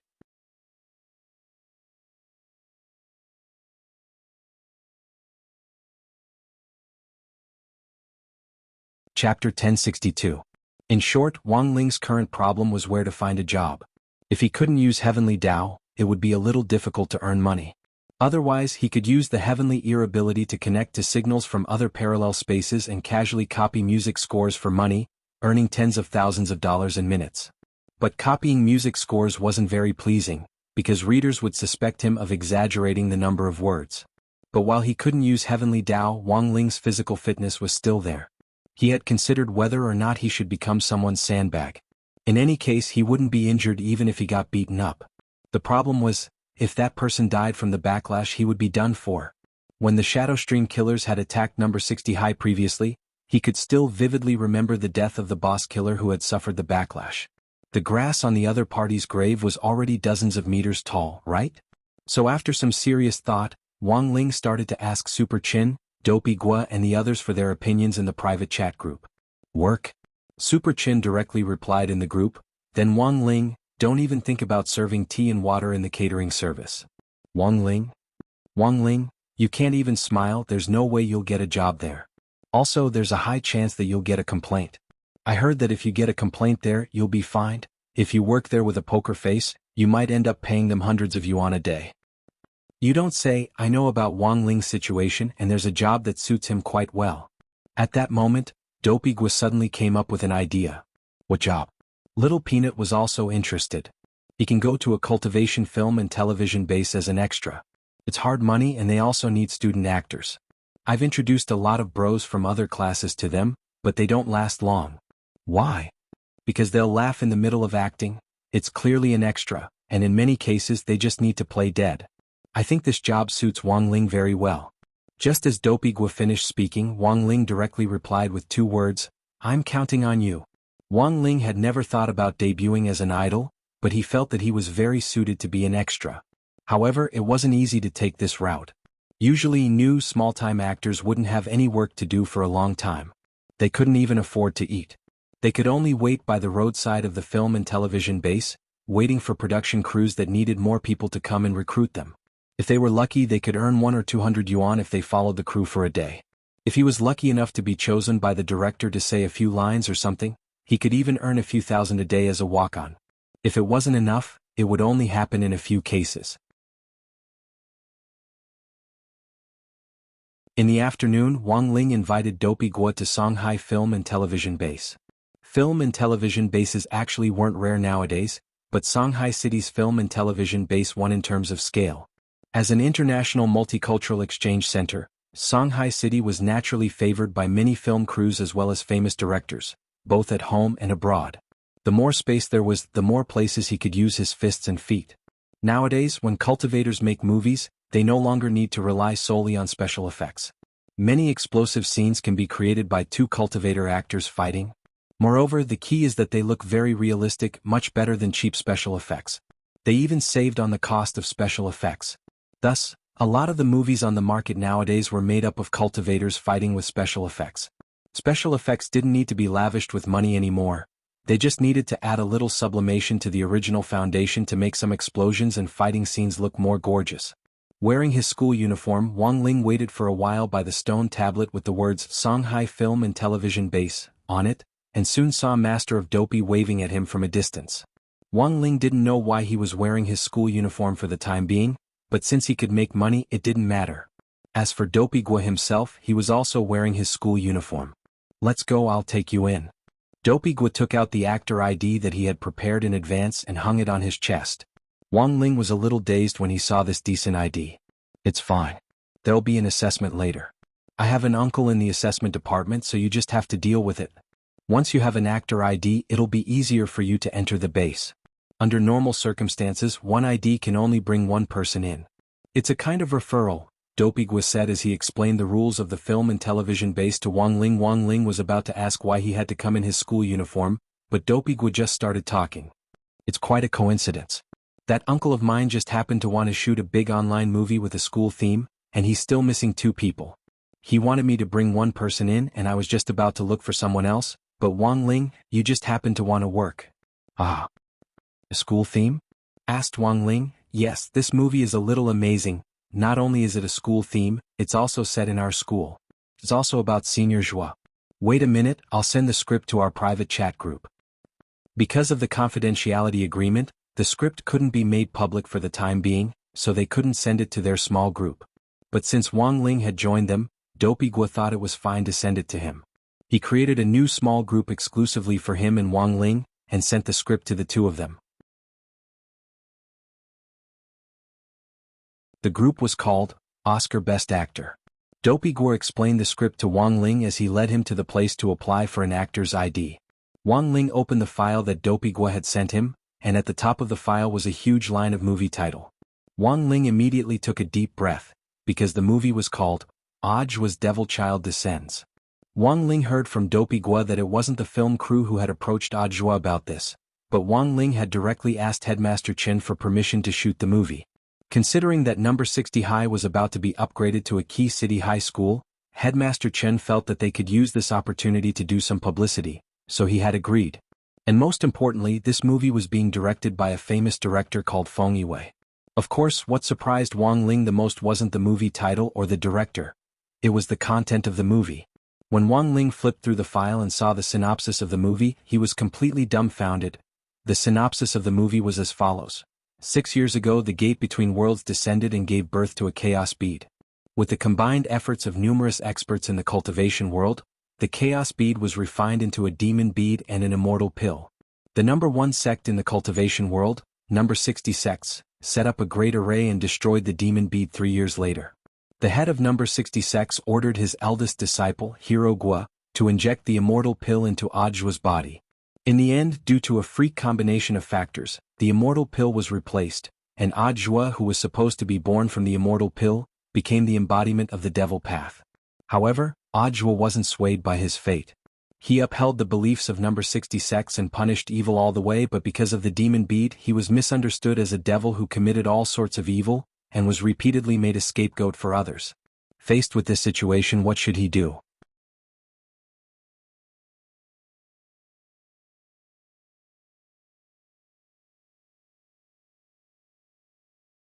Chapter 1063. Wang Ling suspected that this script might have been written by Super Chen or a relative of Super Chen's family. Even the scapegoat setting had been perfectly incorporated into the plot, which was simply too realistic. An exam was required to issue an actor's certificate, and the examiner would set the exam questions. Hirogua had pulled Wang Ling in through his connections, and the topic had already been decided long ago. Wang Ling was in the second batch of 6 people. As for the content of the performance, it was very simple. They had to act as a person with facial paralysis who couldn't laugh. The examiner would tell them a joke and they would pass as long as they didn't laugh. Wang Ling felt that this exam question was simply tailor-made for him, and wasn't difficult at all. After the first batch of 6 people entered, the examiner announced the exam questions for the first batch. The content of their performance was the scene of a typhoon passing by. The first person played the role of a tree. He raised his arm and let out a whooshing sound. Then he fell to the ground. The second, third, fourth and fifth people all imitated each other, and the examiner in charge of the assessment was disappointed. It was one thing for the first person to act like this, but in the end everyone else had to imitate it, which was meaningless. Acting was an art in itself and diversity was what mattered. Just as the examiner was sighing, the examiner's gazes fell on the last person. This person was a fatty who seemed to weigh more than 160 jin. He stood there motionless like a mountain. Examiner, sir, what are you acting as? The fatty replied, I'm acting as Shanghai Fortress. Examiner. Wang Ling and Hirogua. It was finally Wang Ling's turn in the second batch, and he entered the exam hall with the other 5 candidates. He looked at the age of the people next to him. They probably weren't much younger than him, and all had very young faces. It wasn't easy to make a living these days. More than 60% of young people nowadays like to become live streamers, and in order to gain popularity, they would resort to almost anything. Being an actor might be a little hard, but at least it was an industry that relied on ability to make a living. Acting skills could be honed over a long period of time, and if one day you were chosen by a director, you might have a chance to turn things around. It was hard, but it was much better than those who used tricks to attract attention. Next, I'll tell you a joke, but I hope you can keep your composure and not laugh. This is the assessment requirement for your batch. As long as you don't laugh, you will pass, the chief examiner said. Then, examiner, do you know how to laugh? At this moment, a young man who was not afraid of death asked. Smile? Of course not. We're professionals. No matter how funny it is, we won't laugh, unless we can't help it. The examiner glanced at them and began telling a joke from the book. Once upon a time there was a temple, and in the temple there was a foolish monk. Ha! The examiner was laughing so hard that he was rocking back and forth, directly falling down from his chair. The other judges couldn't help but frown when they saw this. Isn't this old Chen acting a little too much? Yeah, a little bit. However, his acting skills were indeed good. It was no wonder that he could become a judge. Look, old Chen's twitching is so realistic. His entire body is trembling. I don't think anyone here can tremble as evenly as old Chen, right? I've seen old Chen's joke before. It's not funny. For old Chen to be able to put on such a good performance in front of everyone, it goes to show his superb acting skills. Old Chen seems to be foaming at the mouth. He's even foaming at the mouth, how wonderful. And did you see that? He can actually roll his eyes. It's really the details. It really is the details. He even thought about rolling his eyes. But there's still one thing I don't understand. What? Rolling his eyes isn't hard to act, but what's with the red veins in his eyes? How did he do it? Not good. Old Chen isn't acting. He's really laughing. And he's about to pass out from laughing. As soon as the examiner said this, the second batch of examinees finally couldn't hold it in anymore and roared with laughter. The examiner had told them not to laugh when he had given them the exam question, but in the end they had passed out from laughing on the spot. Was there a funnier joke than this? Thus, Wang Ling was the only expressionless one among the 6 people in the second batch. This really couldn't be blamed on the second batch of examinees, because the other examinees who were still waiting in line outside the exam venue also burst out laughing at this little episode. Some of them laughed so hard that they had to squat down on the ground and hold their stomachs. Wang Ling was the only one whose expression didn't change in the slightest. It could only be said that the legendary poker face really lived up to his reputation. Hero Guo was touched by Wang Ling's composure. Sure enough, his decision to recommend Wang Ling was the right one. Thus, 10 minutes later, the examiners gave Wang Ling an actor's certificate from the second batch of examinees, and he was the only one who had obtained an actor's certificate from the second batch of examinees. When the certificate was issued, one of the examiners gave Wang Ling an admiring look. "Student, you're too awesome. Us examiners are about to pass out from laughing, but you're actually not the least bit affected. He's like this at school too." Hero Guo put his arm around Wang Ling's shoulder and couldn't help feeling proud. "So this kid is your classmate?" The examiner was amused. He didn't know Wang Ling, but he knew Hero Guo. Many of the directors on the set were his uncles. Thus, Hero Guo didn't lack pocket money. As long as he didn't have any money, he would come here to act. Sometimes he could earn a few hundred yuan by lying down for a day. This time it could be said that Hero Guo was lucky. It just so happened that a big online movie about number 60 high was going to be shot at this film base, and Hero Guo had been introduced to the crew to play a minor role. This supporting role didn't have many lines, it was just 3 sentences in total. But it was already very impressive for a minor role to have 3 sentences, and most importantly, he would be in front of the camera. Hero Guo imagined that if he took this opportunity to debut, wouldn't that be wonderful? When that time came, he would be the second Lu Shufan. The second Wu Yuanxi. "Let's go, Wang Ling, I'll take you to the set." Full of excitement, Dopey Guo finally took Wang Ling to the set of Audiobook's Descent of the Devil's Child. This was Wang Ling's first time on set, and the on-site director was directing the filming in a very enchanting pose. "Actor. What? Action?" Hero Guo led Wang Ling around. At a time like this, the biggest taboo was for unrelated personnel to walk around. A lot of new actors would accidentally walk into the camera, and their painstakingly shot would go to waste. But Dopey Guo was already a wily old fox, and he knew the situation very well. When he brought Wang Ling to the executive director, the latter looked him up and down. "Is this the classmate you were talking about?" "That's right, uncle." Dopey Guo nodded. "Not bad, he looks pretty good." The executive director nodded. "Then which scene will my classmate be in?" "Let him try in the next scene." "There's a fight scene where your classmate just lies on the ground," the executive director said.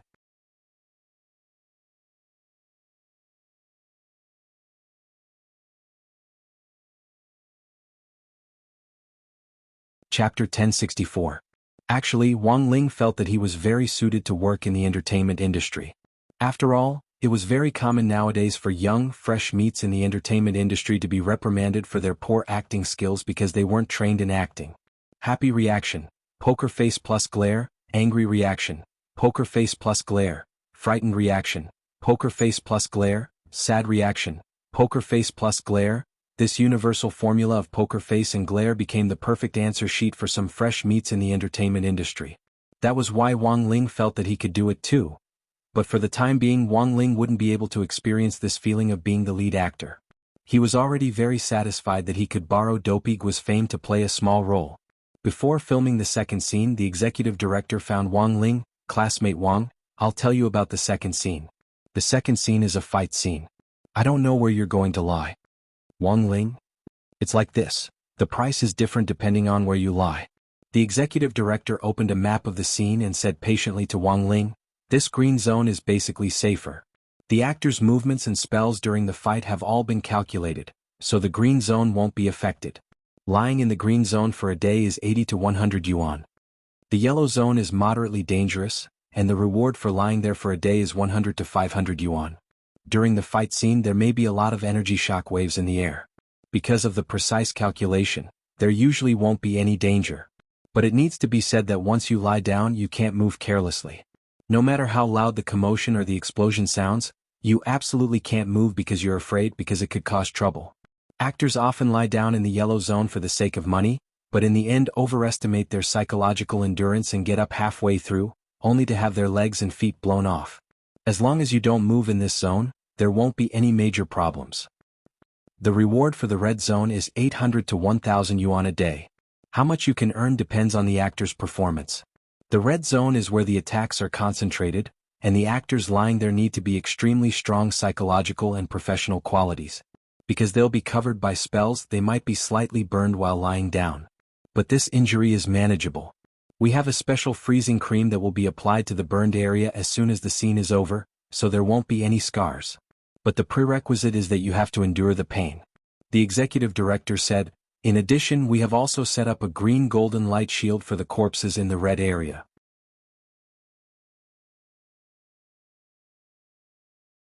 The moment the spell is bombarded, the green golden light shield will automatically activate, so it won't cause any life-threatening danger.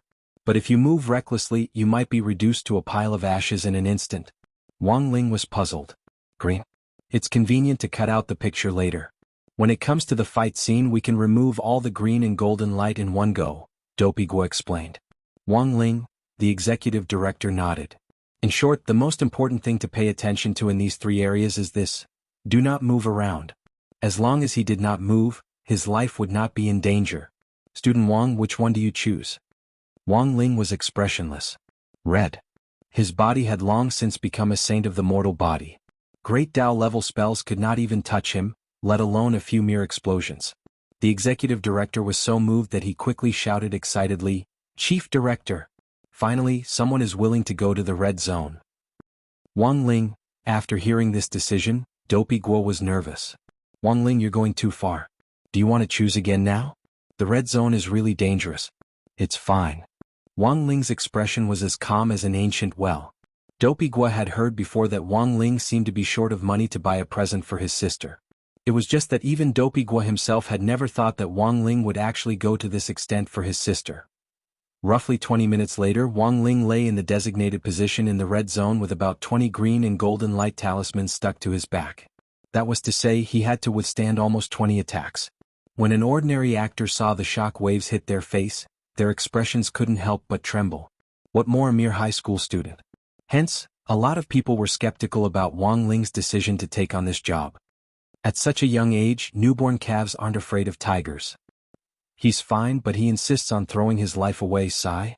Several old extras on the set discussed this behind his back. They felt that Wang Ling was courting death. Several of them were veterans who had been acting for more than 10 years, and it was very hard for them to keep their facial expressions still in the face of the successive shock waves. And this time Wang Ling was playing an extra who died with his eyes open. That was to say, Wang Ling had to keep his eyes open the entire time. Was this really possible? Extras in position. Actors in position. Following the executive director's orders, all the extras laid down in their predetermined positions. Then the actor appeared. He was a baby-faced actor called Tong Ling. In fact, he was already very old, but because of special maintenance methods and a special internal scripture, he maintained his physical condition at the level of a child, and looked like he was only 11 or 12 years old.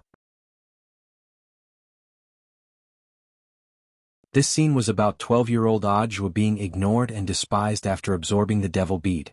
In the end, he couldn't control the demonic chi in his rage and exploded. There were a lot of explosions in the middle of the scene, and Wang Ling was playing the role of a villager who died after being caught up in the explosions. In fact, Audiobook hadn't killed this villager. Instead, it was the demonic path who had framed him and wanted him to be spurned by the world. Brother Tong, I'll leave this scene to you. The executive director followed Tong Ling. Tong Ling put down his cigar and changed into his costume with the help of his assistant. At the same time, he turned his gaze to the area on the set. This scene had been delayed for a long time because of the explosion scene and the fact that no extras were willing to take on the role in the red corpse area.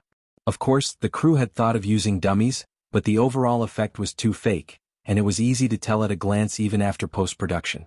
At that moment, there was actually a high school student lying in the red corpse area, which suddenly made Tong Ling feel a little interested. Did this kid do it voluntarily or did you force him? Of course he did it voluntarily. The executive director wiped his sweat. Tong Ling chuckled. Doesn't he know that there are going to be 20 explosions in that area? Does he really have the ability to stay still? Did he buy insurance? I don't care if he gets hurt. We've already signed an agreement with him, and we also promised that as long as he doesn't move, his life won't be in danger. Tong Ling, hee, I hope so. A newborn calf isn't afraid of a tiger. If you want to make some quick money, you sneak onto a film set? How could it be that easy to be an actor? Even if you were an extra, there was a certain level of skill involved. Thinking this, Tong Ling smiled slightly and suddenly wanted to tease Wang Ling.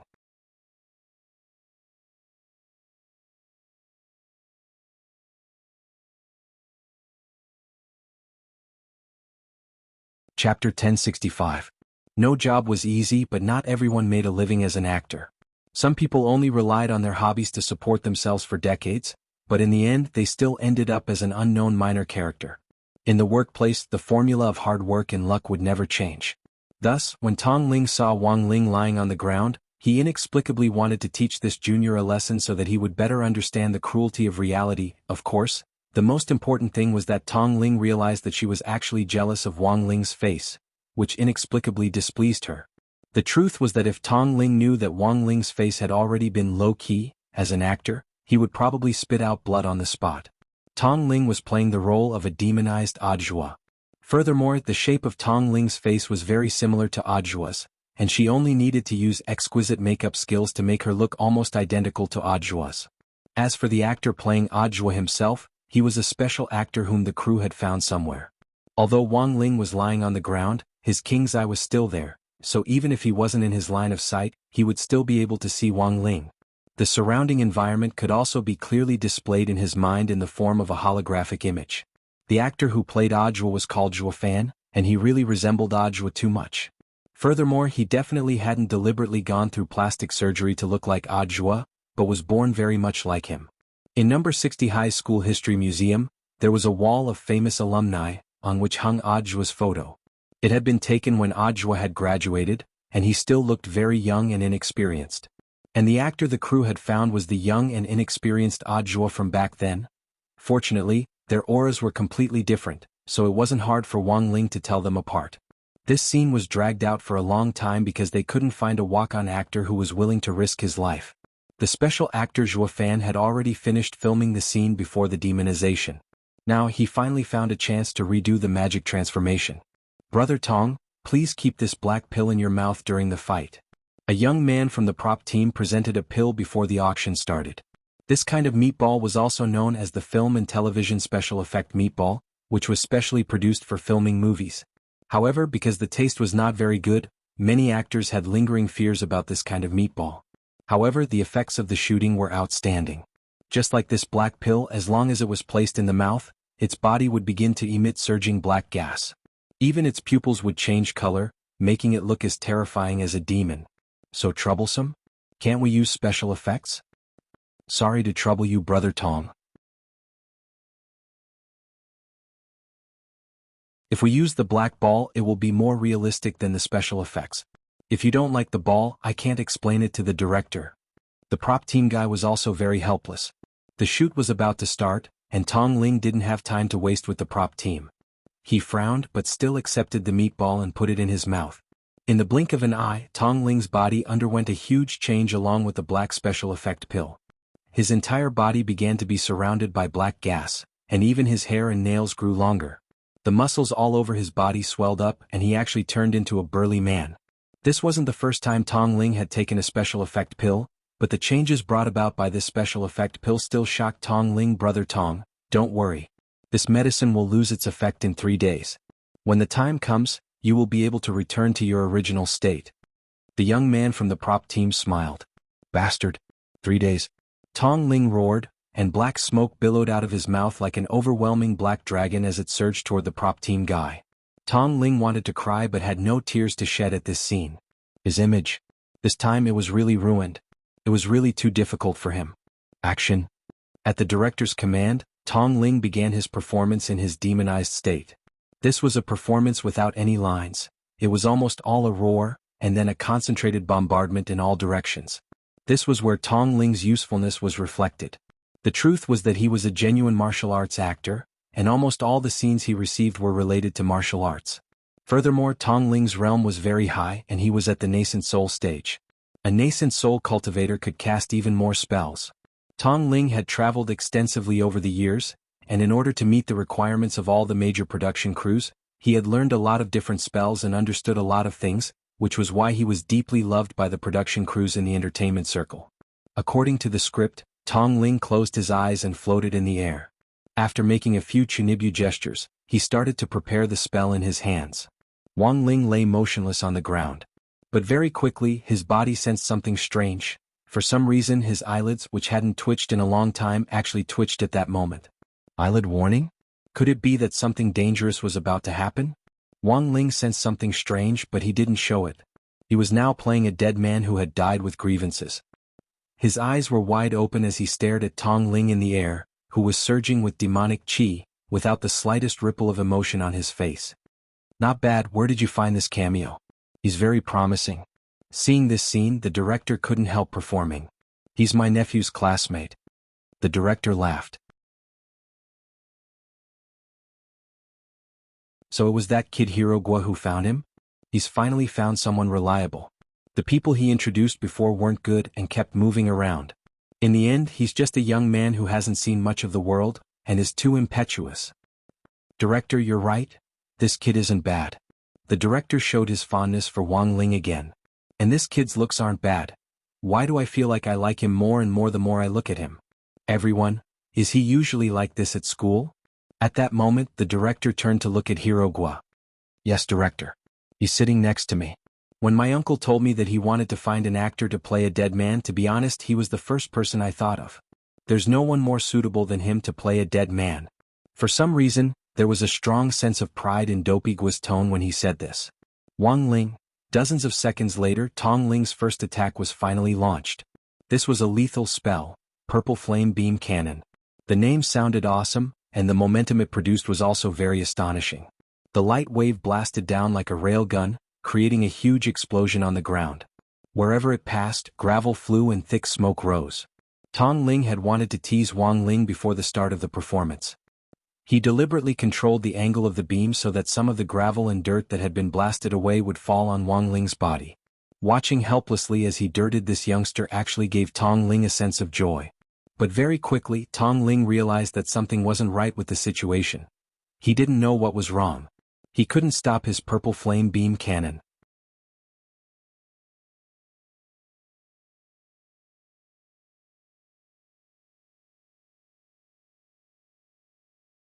Chapter 1066. For some reason, the moment Tong Ling wanted to tease Wang Ling, he felt as if his body was being firmly controlled by an external force. An evil force was manipulating his body, constantly extracting his spirit energy and releasing light waves in all directions. If this went on, Tong Ling felt like he was going to be squeezed dry. The purple flame beam cannon swept the ground, sending dirt flying. The more the chief director stared at the image, the more he felt that something wasn't right. Crack. The director called for a cut. It didn't work. In the air, Mr. Tong Ling still looked like he had forgotten himself and was letting loose. Who can tell me what's going on? Mr. Tong Ling seems to be out of control. Out of control? Why was he out of control? The indiscriminate attack, which was completely out of the script, was already a threat to several minor actors in the green safety zone. Don't shoot at me. Mr. Tong Ling. Wake up. Ah, my blazing biceps. Someone had been hit by the purple flame beam cannon, and let out a painful scream. For a moment, the scene descended into chaos. No one had expected something like this to happen. Wang Ling. Hirogua thought of Wang Ling.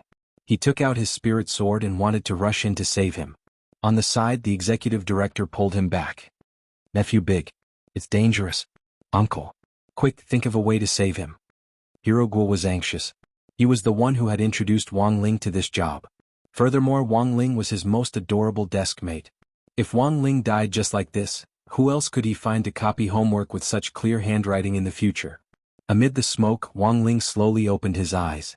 It seemed that what his eyelid had warned him about was related to Tong Ling losing control.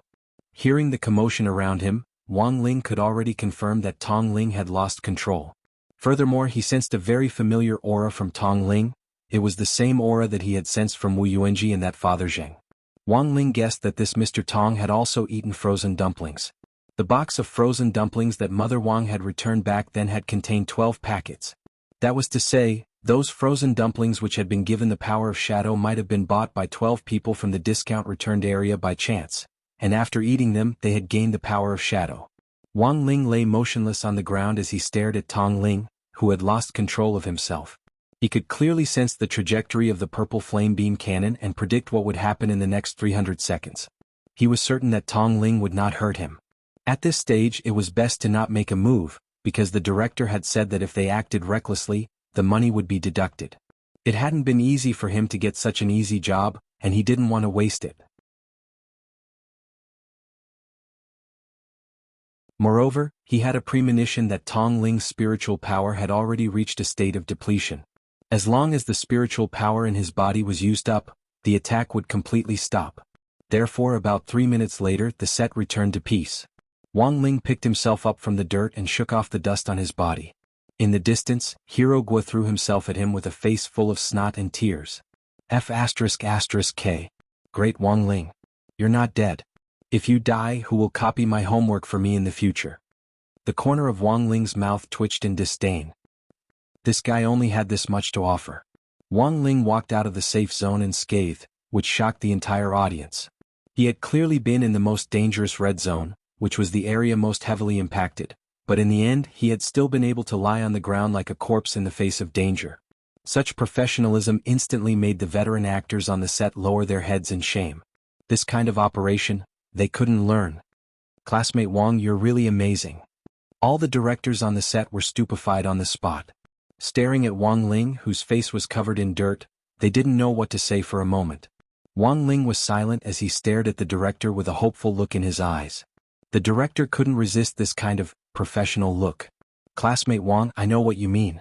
Don't worry, if I make a show in the future, I'll definitely look for you. Your professionalism is worthy of all of us to learn from. But classmate Wang, when it's time to run, you still have to run. What if you hurt yourself? Wang Ling sighed slightly at the director's words. Of course, he wasn't talking about whether Wang Ling was professional or not. The reason why he was still lying there in the midst of the chaos was naturally because of his salary. After being Wang Ling's desk mate for more than half a year, Wang Ling didn't like to talk much, but after half a year of interaction, they still had a tacit understanding. Hero Guo understood the meaning behind this. Uncle, that's not what my classmate means. Then what? He wants you to pay your salary.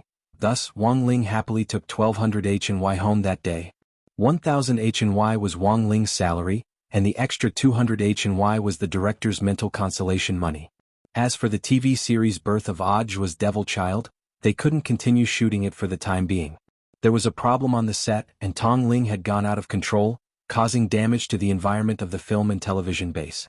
This incident very quickly became a hot topic on Weibo, and a lot of people had different opinions as to why Tong Ling had gone out of control.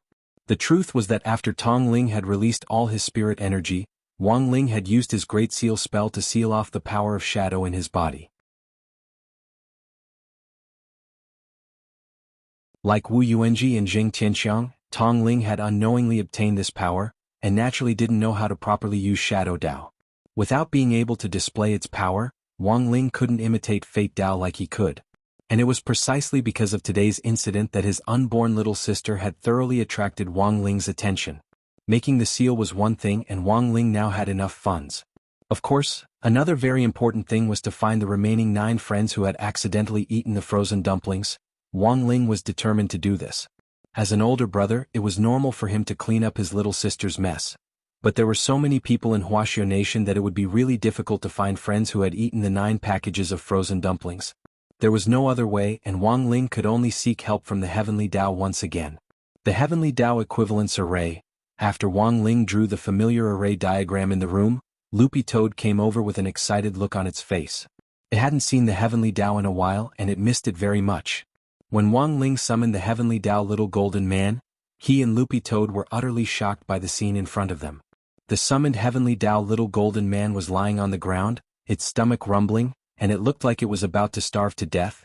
Had he already squeezed the Heavenly Dao so hard that it couldn't even afford to eat? Wang Ling was suspicious. Was he that savage? You're tuning in to the Han Li's Wuxia Adventures YouTube channel. We're so grateful for your support, and don't forget to subscribe to join us on this incredible journey through captivating stories. Your generosity through donations truly makes a world of difference, as it's the primary source of revenue that allows me to expand and enhance this channel for you. Thank you from the bottom of my heart for being a part of this adventure.